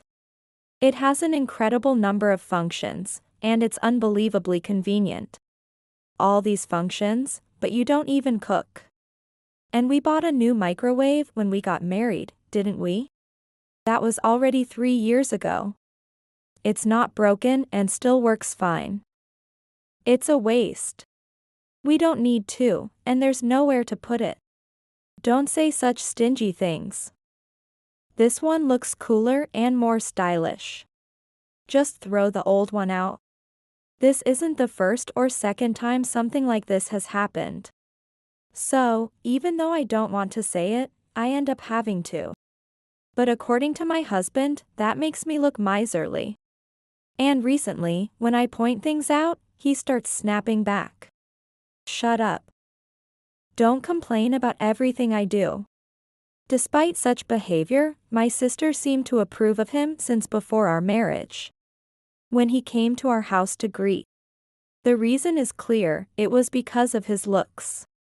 My sister's criteria for choosing men are based on their appearance.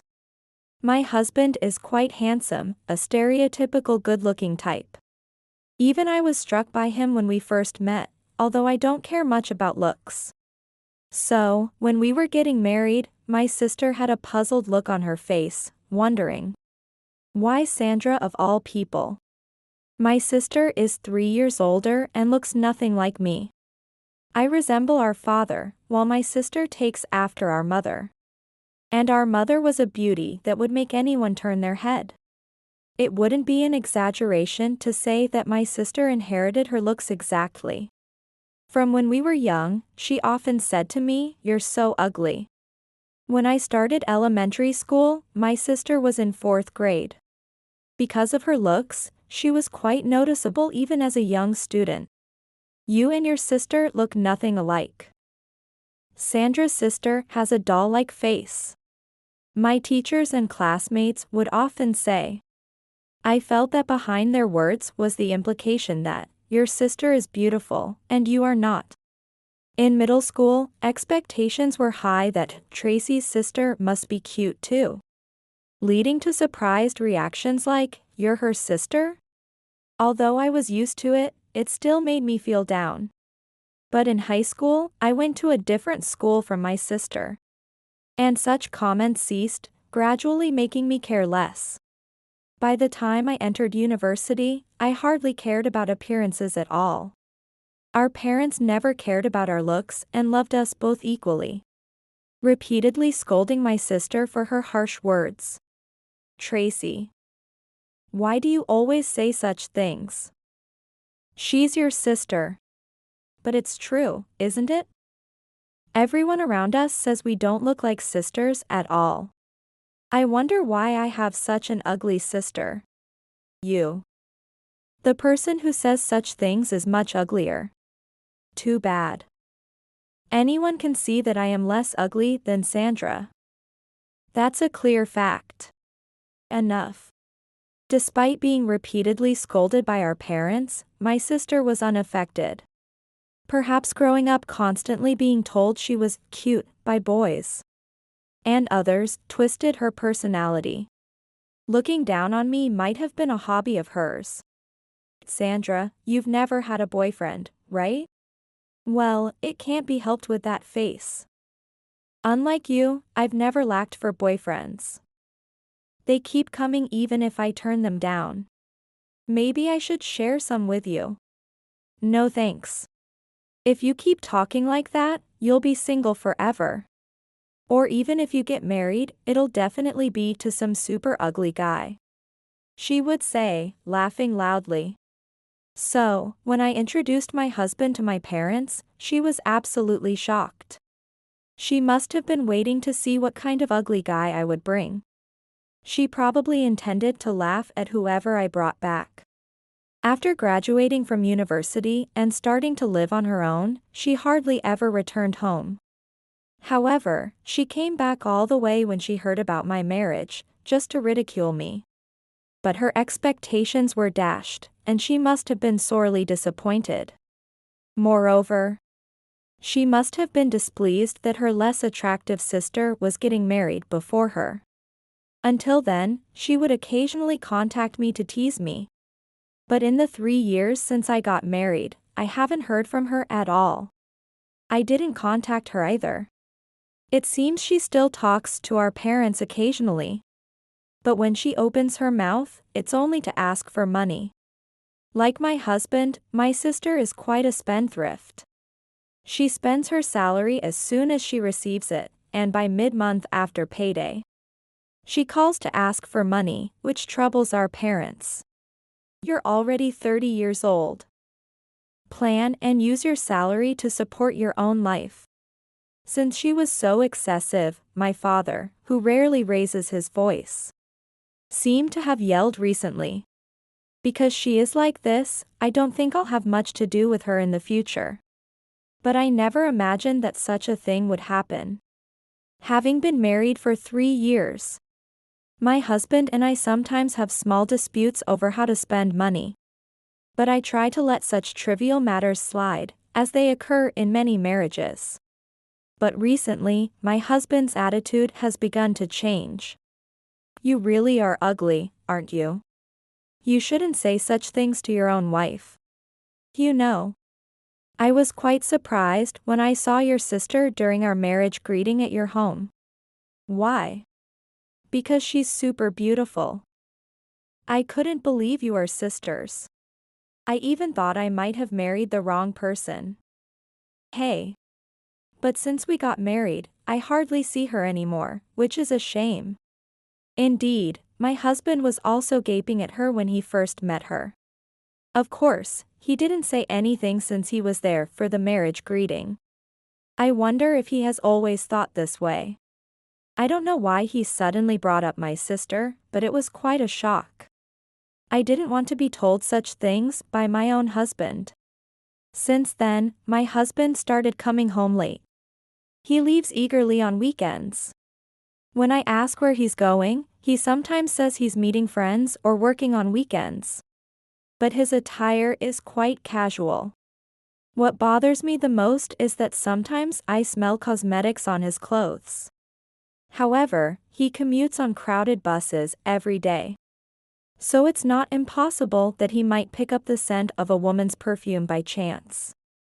Even so, once I start worrying about it, it keeps crossing my mind every time I do the laundry. I thought, could it be cheating? Such suspicions bubble up. Once you start suspecting, there's no end. I feel it's wrong to suspect him just because of the scent of cosmetics, yet part of me can't help it. I hate to keep fretting over such thoughts, so I decided to ask him directly. Hey, I need to talk to you about something. Good timing. I have something to tell you too. Really? I'm going to divorce you. What? It was a stretch from the beginning. Beauty and the Beast might work, but a beast and a handsome man don't balance out. A handsome guy needs a beauty, after all. Hearing my husband bring up divorce made me think my suspicions might not be unfounded. Does that mean you already have someone else? I didn't say that. I'm just tired of living with a stingy, ugly person like you. Plus, you've been hiding something from me, haven't you? What? Hiding something? I don't know what you're talking about. There is actually one thing. But I had decided not to tell him about it. So you're going to play dumb, huh? Well, that's fine. Anyway, I'm divorcing you. Saying that, he handed me the divorce papers, already signed by him. You're cheating, aren't you? I couldn't help but ask him back. What? Are you trying to extort spousal support from me because you're short on money? Don't rely on me. What are you talking about? That makes no sense. But he didn't answer any more, and the next day he left the divorce papers and went out. When I woke up the next morning, he was gone. It was a holiday, and he would usually sleep until noon. It was strange, so I went to the living room and found only the divorce papers on the table. His clothes gone from the closet. I called him immediately. What's going on? I told you yesterday I'm divorcing you. Just sign it and send it off already. But, shouldn't we discuss this more thoroughly if we're going to divorce? I've decided. It's already settled. Nothing you say now will change my mind. Consider it payback for deceiving me. After that, he hung up the phone, and no matter how many times I called back, he never answered. What he was saying didn't seem to relate to the thing I was hiding. I thought he might be using baseless accusations to cover up his own infidelity. Since then, days passed without any contact from my husband. He left without listening to my side and became unreachable. If asked whether I could continue married life with such a person, the answer would be no.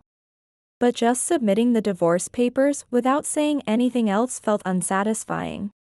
Thinking this, I had not yet submitted the divorce papers when I received a call from my sister. Hey, what are you thinking? What do you mean all of a sudden? What are you talking about? When are you going to submit the divorce papers? Huh? How do you know about that? I haven't even told Dad or Mom yet. Because Greg is staying at my place. What? Then it clicked. My husband's affair partner was my sister. That's why he suddenly brought up my sister. But there was no way they had any connection. When did they start such a relationship, and where? Since when? Huh? Since when have you been in that kind of relationship? About 3 months ago? We ran into each other in town, hit it off, and... What? Greg is my husband. What are you thinking? Going after your sister's husband. A course correction, huh? From the beginning, Greg was never right for you. He's perfect for me because we're both attractive. I wondered what she was thinking by saying that. But she must have been desperate to brag about stealing Greg from me. My husband too, having such a relationship with his wife's sister. Shows a lack of moral restraint to an extreme degree. Because of that, I felt angry about being left and handed a unilateral divorce. But I no longer hesitated to submit the divorce papers. I wanted to divorce as soon as possible and become strangers again, a desire that prevailed. And I immediately submitted the divorce papers. Then, somewhat relieved, I felt as if a weight had been lifted off my shoulders. Rather than liking my husband, I felt more obligated to stay with him because we were married. That's why I had been ignoring his wasteful spending and verbal abuse by telling myself, I can handle this much. I realized once again that my feelings for my husband had long since cooled. I wondered what I had been clinging to. I reported to my parents after submitting the divorce papers. Upon hearing the details, they were furious and immediately contacted my sister, trying to summon her and Greg to talk, but they refused to come. My parents offered for me to come back home and live with them. But I rented an apartment near my company and started living alone. I felt very clearly that my parents were being overly considerate because of the situation with my sister, so I thought it would be easier to be alone for a while. It was strange to me, but honestly, I wasn't as hurt as everyone around me seemed to think. The sympathetic looks from friends and relatives, knowing about it, felt heavier than the situation itself. That's why I haven't gone into details about the reason for my divorce at work. I just say it was due to personality differences, which isn't entirely untrue. Not long after I filed for divorce, my ex-husband remarried my sister. Upon hearing this, according to my mother, my father shouted, "Disowned. Don't you ever come across our doorstep again." I felt nothing and thought it was all irrelevant. But I felt somewhat sorry that my father had to shout so often because of me. Both my sister and my ex-husband are strangers to me now. And I thought I would never meet them again. However, by some bad timing or whatnot, I went to a restaurant to dine with a friend for the first time in a while. And there was my ex-husband with someone who seemed to be a colleague from his company. I couldn't help but look away, wondering why I had to encounter him there. Huh? Isn't that Sandra? As I tried to go to the restroom, my ex-husband, as if he had been waiting, approached me with a smirk on his face, unabashed. "Are you okay with this? Eating so leisurely here. Things must be tough for you, right? What are you talking about? I heard you're drowning in debt." What? I was momentarily stunned, not understanding what he was talking about. "You don't have to hide it anymore, I know everything. That's why you were always so stingy." I was really in a dangerous spot, huh? Dangerous? What are you talking about? If I had stayed with you any longer, I might have ended up being saddled with your debt. A debt of $500,000 is no joke. At his words, a puzzle clicked in my head. I muttered to myself. So that's what he had been talking about. The words about hiding something and playing dumb were about this. But I have absolutely no recollection of such debt. I live within my means, fundamentally not needing to borrow money or having any need to do so. If there was any, it certainly wasn't me. I thought, that's it. A certain thought crossed my mind. Who are you confusing me with? Huh? That's not a debt, but the amount of my savings. What? This was my secret. Actually, before getting married, I had dabbled a bit in FX, that is foreign exchange margin trading. A friend was doing it, and I tried it out with just beginner's luck. It somehow went well, and I made money easily, which scared me. I felt like I could lose touch with the value of money. If I continued like that, I would end up living a life controlled by money. A life of rejoicing and lamenting over profits and losses wasn't the life I wanted. I decided I was better suited to living an ordinary, modest life and quit. The savings from that time, $500,000, remained untouched. I thought about revealing this after getting married. But I hesitated to speak about it given my husband's spending habits. I could foresee that a spendthrift husband would rely on it. Plus, I thought he might encourage me to do it again if he knew it was so profitable. I had decided never to do it again, and I didn't want to argue over such things. So I chose not to tell him. Basically, how could an ordinary office worker like me accrue $500,000 in debt? Who would lend such an amount to me? Think about it. But Tracy said you had a $500,000 debt. And I needed to break up with you quickly, or I'd be stripped bare. I figured as much. That sounds just like something my sister would say. And so, my husband naively believed her and switched from me to my sister. It might be a coincidence that my sister's alleged debt amount matched my savings. But it felt almost deliberate, which was a bit funny. I think my sister might have been projecting her own issues onto me. If anyone, my spendthrift sister might well have significant debts. She's the type who can't resist getting what she wants, even if it means going into debt. Even so, my sister is just an ordinary office worker too. And it's hard to believe she could have that much debt unless she borrowed from dangerous places. Maybe that's also why she targeted my former husband. His company is fairly substantial. He earns significantly more than other men his age working at ordinary companies. Maybe she planned to marry him and use him to pay off her debts. What do you mean? This is just my guess, but isn't that debt actually my sister's? Tracy's. Like you, she's the type who only spends and can't save any money. No way. Maybe you should go home and check properly? My words turned him pale. Perhaps he was finally waking up to reality. Standing in front of my flustered ex-husband, I felt myself becoming increasingly calm. And then I thought again how glad I was to have divorced such a man. Now, I wish I could erase the reality that we were ever married. But it is an undeniable reality, and I needed my husband to recognize this reality again. Oh, right. I think it should arrive soon. What? I've asked a lawyer to send you a bill for alimony. Huh? It's natural, right? Now that we are divorced, you are supposed to pay alimony. You have $500,000 in savings and you still want to take money from us? Well, that's a different matter. After saying this with a smile, he just stood there speechless. Leaving him behind, I returned to my own table. Soon, my ex-husband disappeared from the restaurant. I felt refreshed, and the meal and drinks that night tasted exceptionally good. I thought I was truly done with him.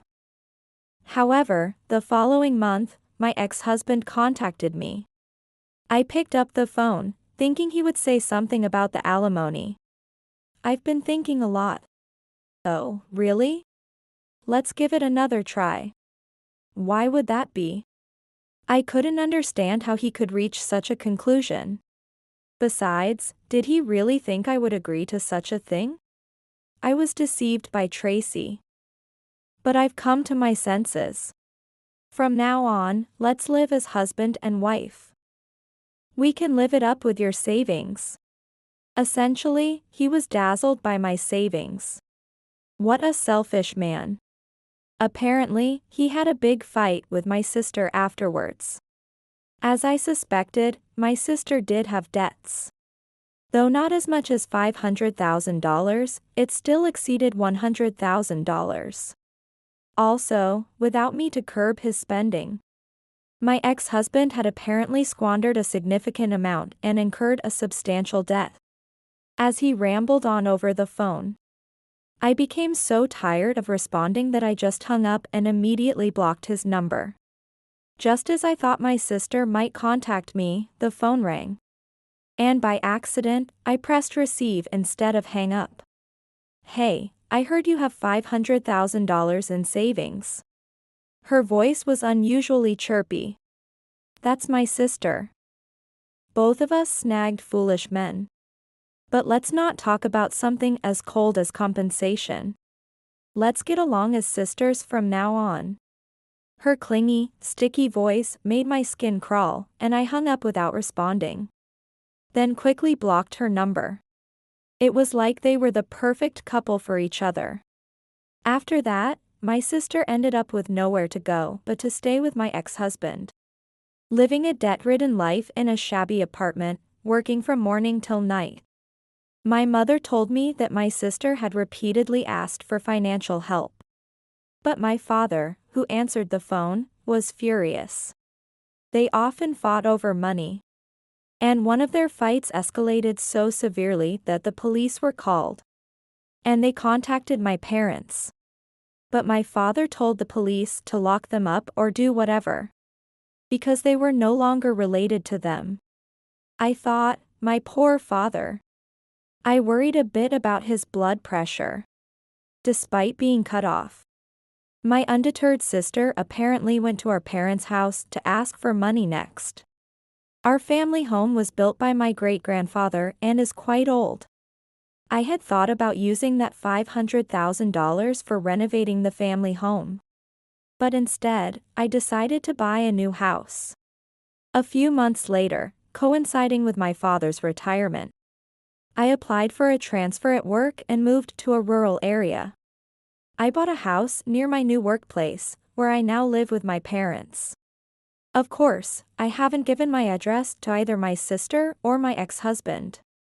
I embarrassingly explained the situation to my coworkers and asked them to tell my ex-husband and sister that I had left if they came looking. The coworkers sympathized with me a bit but kindly agreed. The new house has a fairly large garden, and my mother is delighted to be able to enjoy gardening. She is very good at cooking. Every day, I enjoy my mother's delicious meals. And I've quickly settled into my new workplace, enjoying life immensely. I'm grateful for the peace of everyday life. Despite everything, I plan to keep moving forward.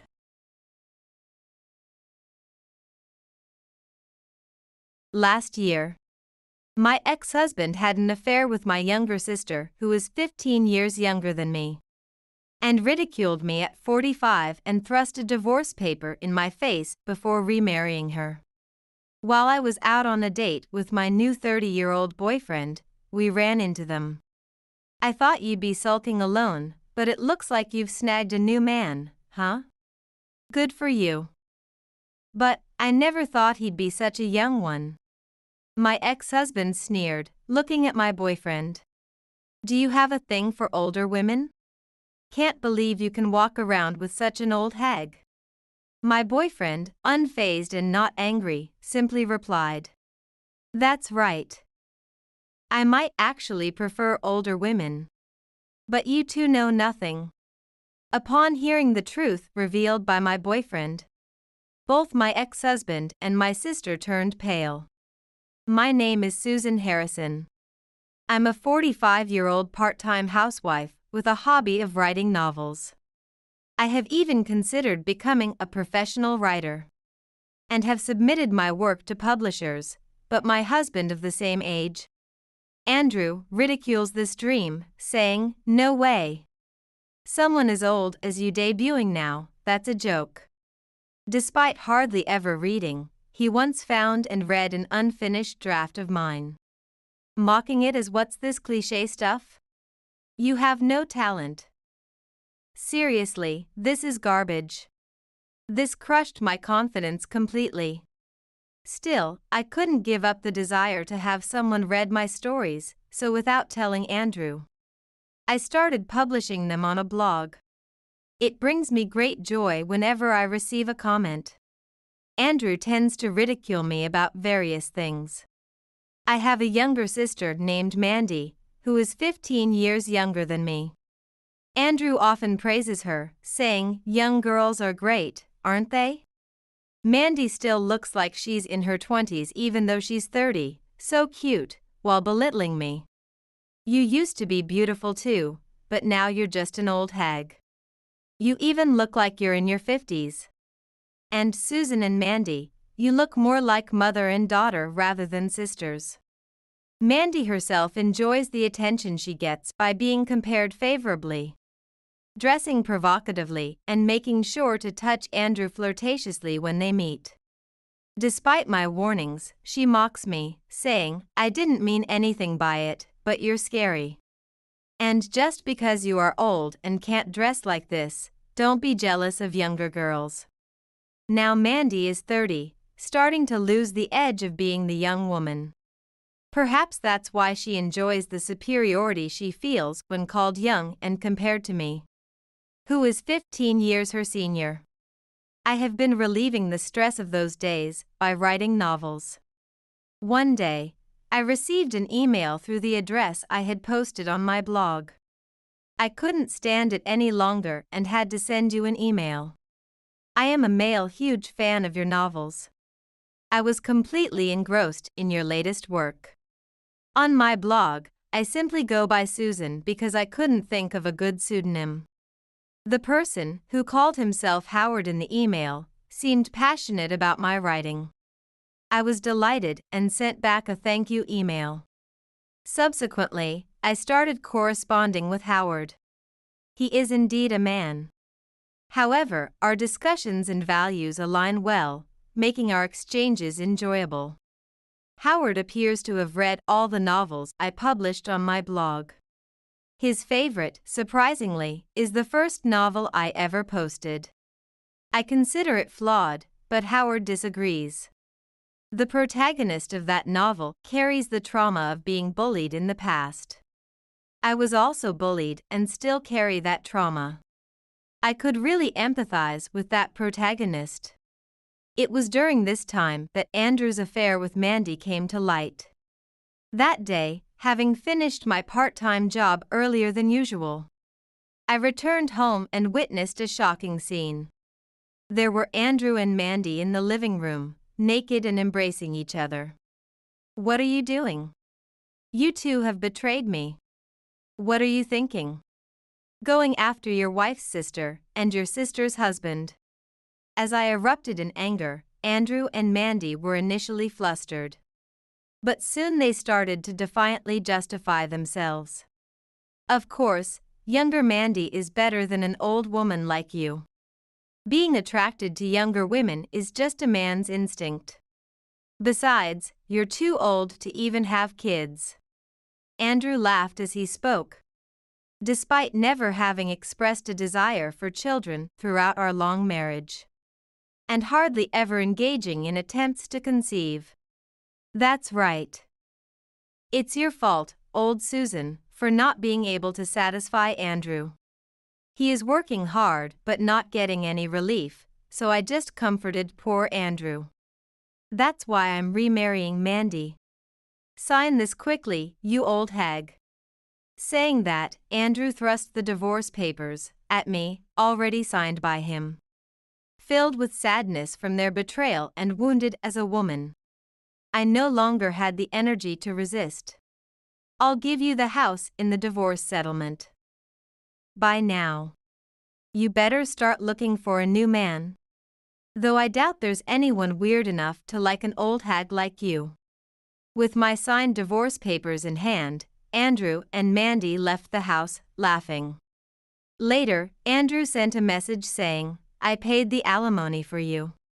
I've been saving up for this," and indeed, $60,000 had been transferred to my account. This should keep me, a part-time housewife, going for a while. However, I was too shocked to feel like doing anything, even writing novels. During this time, I received an email from Howard. "Would you like to meet? Just once, I'd like to see you." Normally, I wouldn't consider meeting a man I knew from the internet. But given the shock I was under, I wasn't as wary of Howard. Thinking nothing worse could happen, I decided to meet him for a change of scenery. By coincidence, Howard and I lived in neighboring states. So we decided to meet at a cafe halfway between us. As I approached the meeting place, a man dressed as described in his email greeted me. Recognizing me from my description. "Excuse me, are you Susan?" "Yes, I'm Susan." "You're Howard, right?" "Yes." "Excuse me, but you're younger than I expected." Howard was a young and handsome man, around 30 years old. His intelligent writing and our matched conversations had led me to assume he was about my age. Suddenly, I felt embarrassed about my own age, especially after everything with Andrew. I wondered if Howard might be disappointed meeting someone as old as me. "Thank you. I'm actually 29. Susan, you are much more beautiful than I imagined." This is quite embarrassing. Caught off guard by his words, I blushed. "Oh, that's not true at all. I'm just a 45-year-old woman." 45 years old. You look like you're in your 30s. So young. No, not really. Despite my protests, having been hurt by Andrew and Mandy, I genuinely felt pleased. Standing here chatting is one thing, but let's go into the cafe. Yes. We each ordered coffee and chatted. Initially concerned about our age difference, I soon found that talking with Howard was enjoyable and the concern quickly faded. The conversation was so fulfilling that it made me forget the recent sad events. Howard, seemingly 29, had a maturity that belied his age, seeming older than Mandy. Howard was his real name, as he couldn't think of a good handle name either. My real name is Susan too. I couldn't think of a good handle name either. Then we are the same, aren't we? We chuckled together. During our conversation, Howard suggested that I submit my novel to a newcomers award at a publishing house. It would be a waste to let this talent go unused. Such talent, really. My husband mocked me, saying I had no talent and could never be a novelist. I mean, my ex-husband, actually. We've separated recently. That's just proof of your ex-husband's lack of discernment. I've read many books, but I've never encountered the novels as touching as yours. You definitely have talent. Let's debut and show your ex-husband what you can do. Then, once I finish my new novel, I'll submit it instead of posting it on my blog. I'm looking forward to reading it in book form. It's not certain I'll win an award yet. After returning home, I finally tackled the new novel that had been stalled since Andrew's affair came to light. Having a goal to submit it drove my writing forward, and I quickly completed it. After revising it, I submitted it to a major publishing house's Newcomer Award. I struggled with choosing a pen name but ended up using my real name, thinking it was a long shot anyway. As it turned out, my novel won the top prize and was highly praised by the publishing house. When I told Howard, he was as thrilled as if it were his own success. The publication was quickly decided. And when I told the editor that I had been writing novels on a blog and shared the blog's name, the editor read it and suggested we publish that too. The book was published quickly and became a huge hit immediately. Debuting at 45, it seemed to inspire people that it's never too late to start something. Talks of a movie adaptation began. And everything was going incredibly well, like a dream. During this time, Howard confessed his feelings after we had met several times. I initially thought he was joking, but his eyes were serious. I'm such an old woman, you know? I'm 16 years older than you. Plus, I'm divorced. That doesn't matter at all. You should think it over. You're handsome and could date much younger women. Just like my ex-husband did. He chose my sister, who is 15 years younger, because he thought I was too old. I inadvertently brought up Andrew. At that moment, Howard hugged me tightly. I'm not like your terrible ex-husband. I will definitely make you happy. My face turned red, and I couldn't contain my excitement. Howard quickly stepped back. I'm sorry.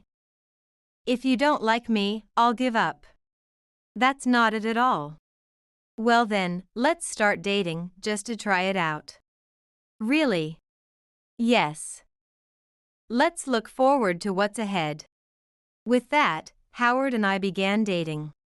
Though initially just a trial, as our relationship developed, the age difference ceased to matter.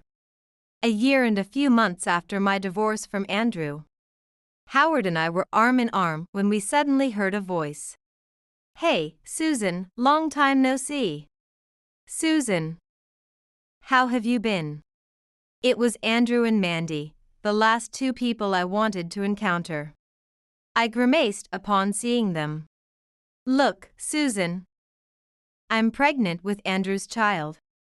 Mandy said, flaunting her swollen belly. Seriously, it was a good thing I divorced you. Old hag can't get pregnant. But I thought you'd be moping around alone. Yet here you are, snagged a new guy, huh? Good for you. But wow, I didn't expect him to be so young. Hey, he's quite a catch. Not as much as Andrew, but good job, Susan. Mandy rudely scrutinized Howard, appraising him as if he were an item. How did you manage to snag such a young man? Really, you look more like his mother than his girlfriend. Andrew turned to Howard, sneering. Do you like older women? I can't believe you'd walk around with such an old hag. Aren't you embarrassed? Howard, unruffled and calm, replied. Maybe I do prefer older women.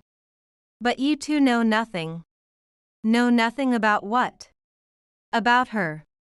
Did you really not know? Susan's novel is a huge hit, and she's a best-selling author right now. Look, that bookstore over there is even prominently displaying her books. Didn't you know her pen name is her real name? Through the glass doors of the bookstore, Andrew and Mandy saw stacks of my books. Sure, it says Susan Brown, but is it really you? Could it just be someone with the same name? Nope. She's also been appearing in the media, known for her beauty. She's a bit of a celebrity now. Someone like her isn't embarrassed, but proud. We had no idea. We don't really care about books. I knew that well. Andrew and Mandy rarely read anything, especially not novels.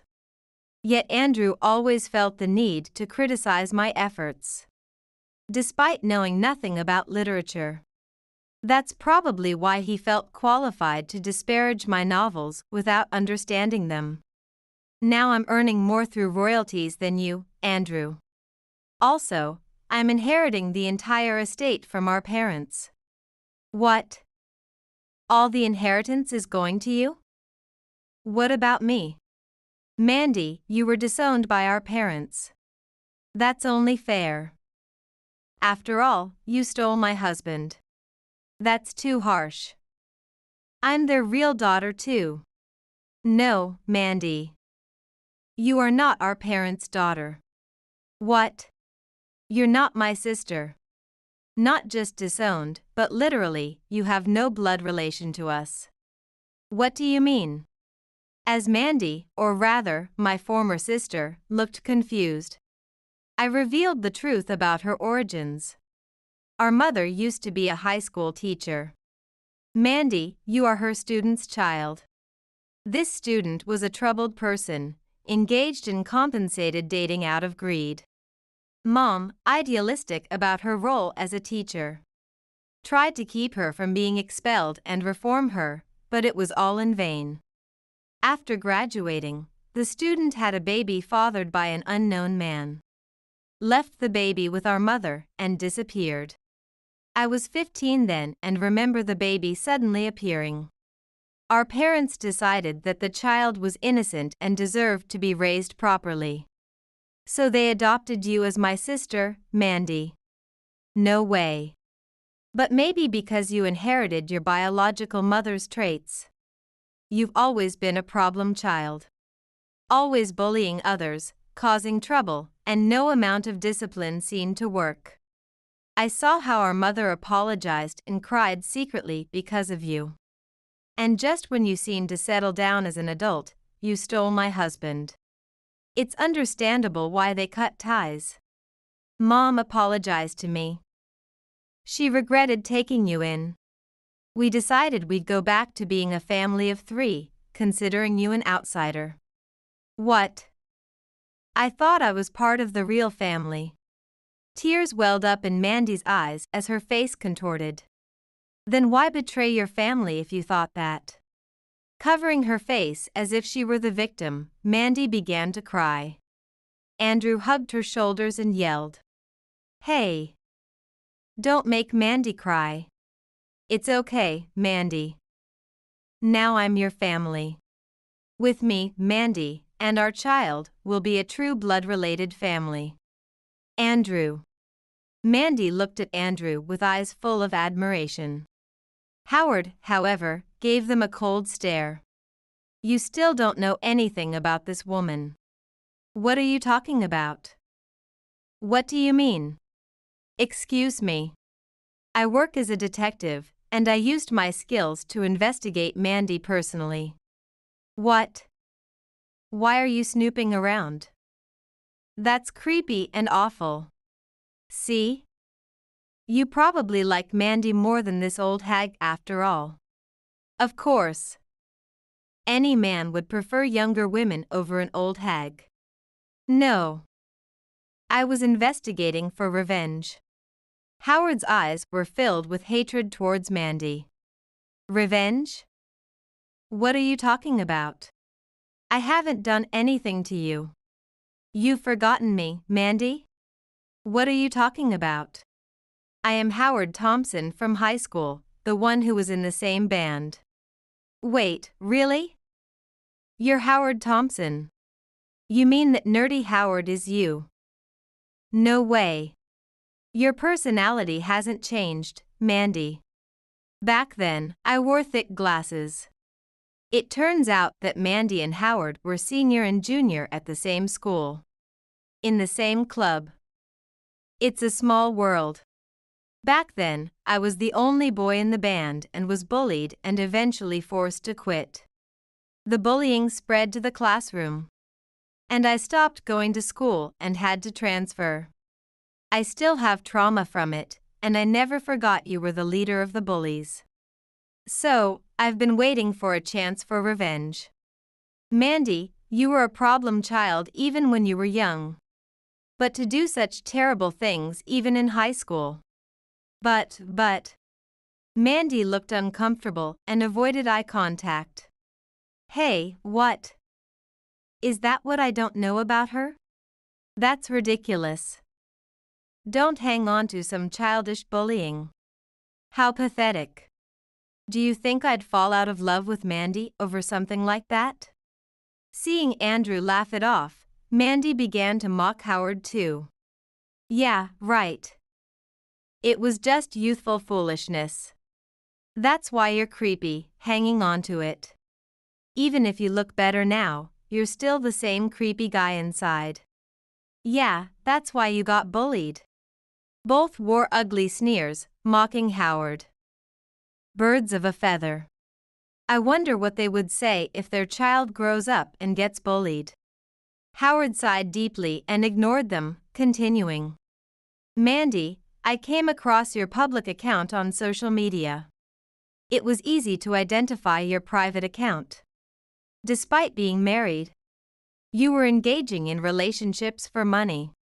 And even joked on her private account about not knowing who the father of her baby is. I've been collecting this information, hoping to use it for revenge someday. The time has finally come to inform the foolish man who chose Mandy over Susan. It seems I still didn't know everything about my former sister. I was beyond angry and dumbfounded. Mandy, you. From bullying to seeking sugar daddies, you've been up to no good. Just like your real mother.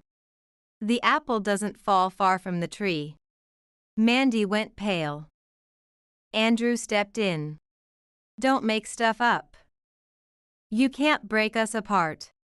Howard expressionlessly held up several photos to Andrew. They showed Mandy entering a hotel with multiple partners. It was easy to identify the hotel and stake it out. Andrew snatched the photos and stared at them intently. No way. That's a lie. He muttered, then suddenly grabbed Mandy by the collar. Hey, Mandy. What's this about? Whose child is it really? I don't know. It's yours, Andrew. Please believe me. As the two began to argue, we left them behind. Howard, I'm really sorry. What for? Even though we're not related by blood, it's awful what my sister has done.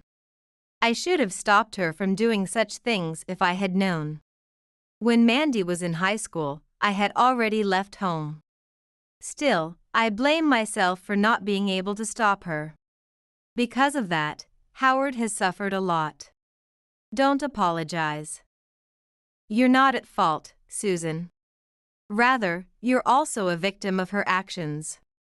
We're both victims. And thanks to you, I was able to take my revenge. Howard. By the way, I didn't approach you for revenge. I realized the connection later, but it was all coincidental. I should have told you about my past with Mandy. I'm sorry.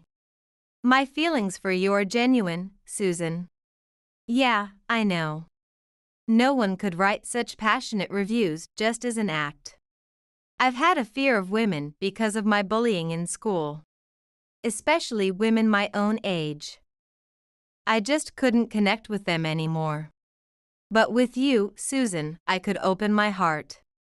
Your novels have also saved me. Thanks to you, my distrust of women has healed significantly. So, I am really grateful. I haven't done much. But if I could have provided even a little solace for Howard, that makes me happy. Later, after Andrew forced reluctant Mandy to undergo a prenatal paternity test, it turned out the child wasn't his. Consequently, Andrew divorced Mandy, becoming twice divorced. I can't raise a child alone. And now I have to pay alimony to Andrew. I can't even reach our parents, and no one was at the family home when I visited. I don't know where they are now. I need their help with their grandchild. It's such a shame, considering your age makes it impossible for you to have children. This would have been their only grandchild. Of course, no one was at the family home. My parents and I had moved out to ensure Mandy couldn't find us. They've said they don't care what would happen to Mandy from now on. Obviously, neither do I. What grandchild? A child of a former daughter who has been disowned and has no blood ties is hardly a grandchild to my parents. And even now, she doesn't forget to try and one-up me. Please, Susan, you have money. Help me. If not, at least persuade our parents. Tell me where they are. We're family, aren't we? There's supposed to be some familial affection, right? Despite Mandy's pleas for help, I responded. Who are you? I don't have a sister. I've always been an only child. And then I blocked her number. Andrew contacted me next. Even though I divorced Mandy, being twice divorced now means I can't find a woman. Plus, the fact that I was a famous author's ex-husband, and that I cheated with and remarried my wife's sister has spread everywhere, causing a social media uproar. Nowadays, wherever I go, people whisper. I'm gossiped about at work and shunned by acquaintances. Naturally, no women want to be near me. Hey Susan, what did you do? All I did was share about being betrayed by my ex-husband and sister in a magazine interview and on social media. I didn't disclose your personal information, but since I operate under my real name, it wasn't hard for people to figure out who you were. Damn it. This means I can't find a woman in the future. It's your fault. Take responsibility and remarry me. Excuse me? Yeah, that's right. If we got back together, it would restore my reputation. Surely you'd be happy to have me back. No, thank you. I have a wonderful person by my side now. That young guy, right? Society won't stay silent about a marriage with such an age gap. That's not true. I've disclosed our age difference, but my fans are very supportive. Think it over. I can't believe that young man can make you happy. He's been holding on to a grudge from being bullied in school and researching it obsessively. Such a petty, sinister man. He's just a kid. You need a mature, experienced man. I laughed dismissively. A mature, experienced man? Who are you referring to? That's hilarious. You couldn't control your lower half, got lured by a young body, and easily cheated, like a monkey. What? A monkey. Oh, sorry. That was too rude to the monkeys. At least Howard is far more mature and grown-up than you. Howard and I often discuss complex literature and philosophy, something I could never do with Andrew. I ignored Andrew's ranting and hung up, blocking his number. Later, Andrew couldn't stand the rumors at work and quit his job, facing difficulties finding a new one due to the rumors. Mandy tried to contact the potential father of her child involved in her sugar dating, but he soon cut off all contact. Ultimately, she gave birth alone and roamed around trying to push the baby onto our parents. Understandably, they have no intention of taking the baby. They adopted Mandy thinking a child shouldn't be blamed for their origins, but were repaid with betrayal. Plus, they are too old to raise a child now. Initially, Mandy resolved to raise the child alone, but like Andrew, she was exposed to public rumors and ended up in a neurotic state, eventually placing the baby in a facility. I sincerely hope that this child does not walk the same path as its mother. I revised and published the novels I used to post on my blog, each becoming a major hit. Film and television adaptations were also secured, and everything was going smoothly. Howard proposed during this time. Are you sure? I'm 16 years your senior. At this point, age doesn't matter. But I can't have children because of my age. That makes it even less of an issue. Actually, I'm sterile due to an illness I had as a child. Really? So, we can't have children either way. You don't need to worry about anything. If I can be with the person I love, that's all that matters. Thank you, Howard. Will you marry me? Yes, of course. Let's be happy together. I already am. Since we're going to be married, maybe it's time to drop the formalities? Oh, yeah. Both our parents are delighted about our engagement. I look forward to nurturing our happiness with Howard.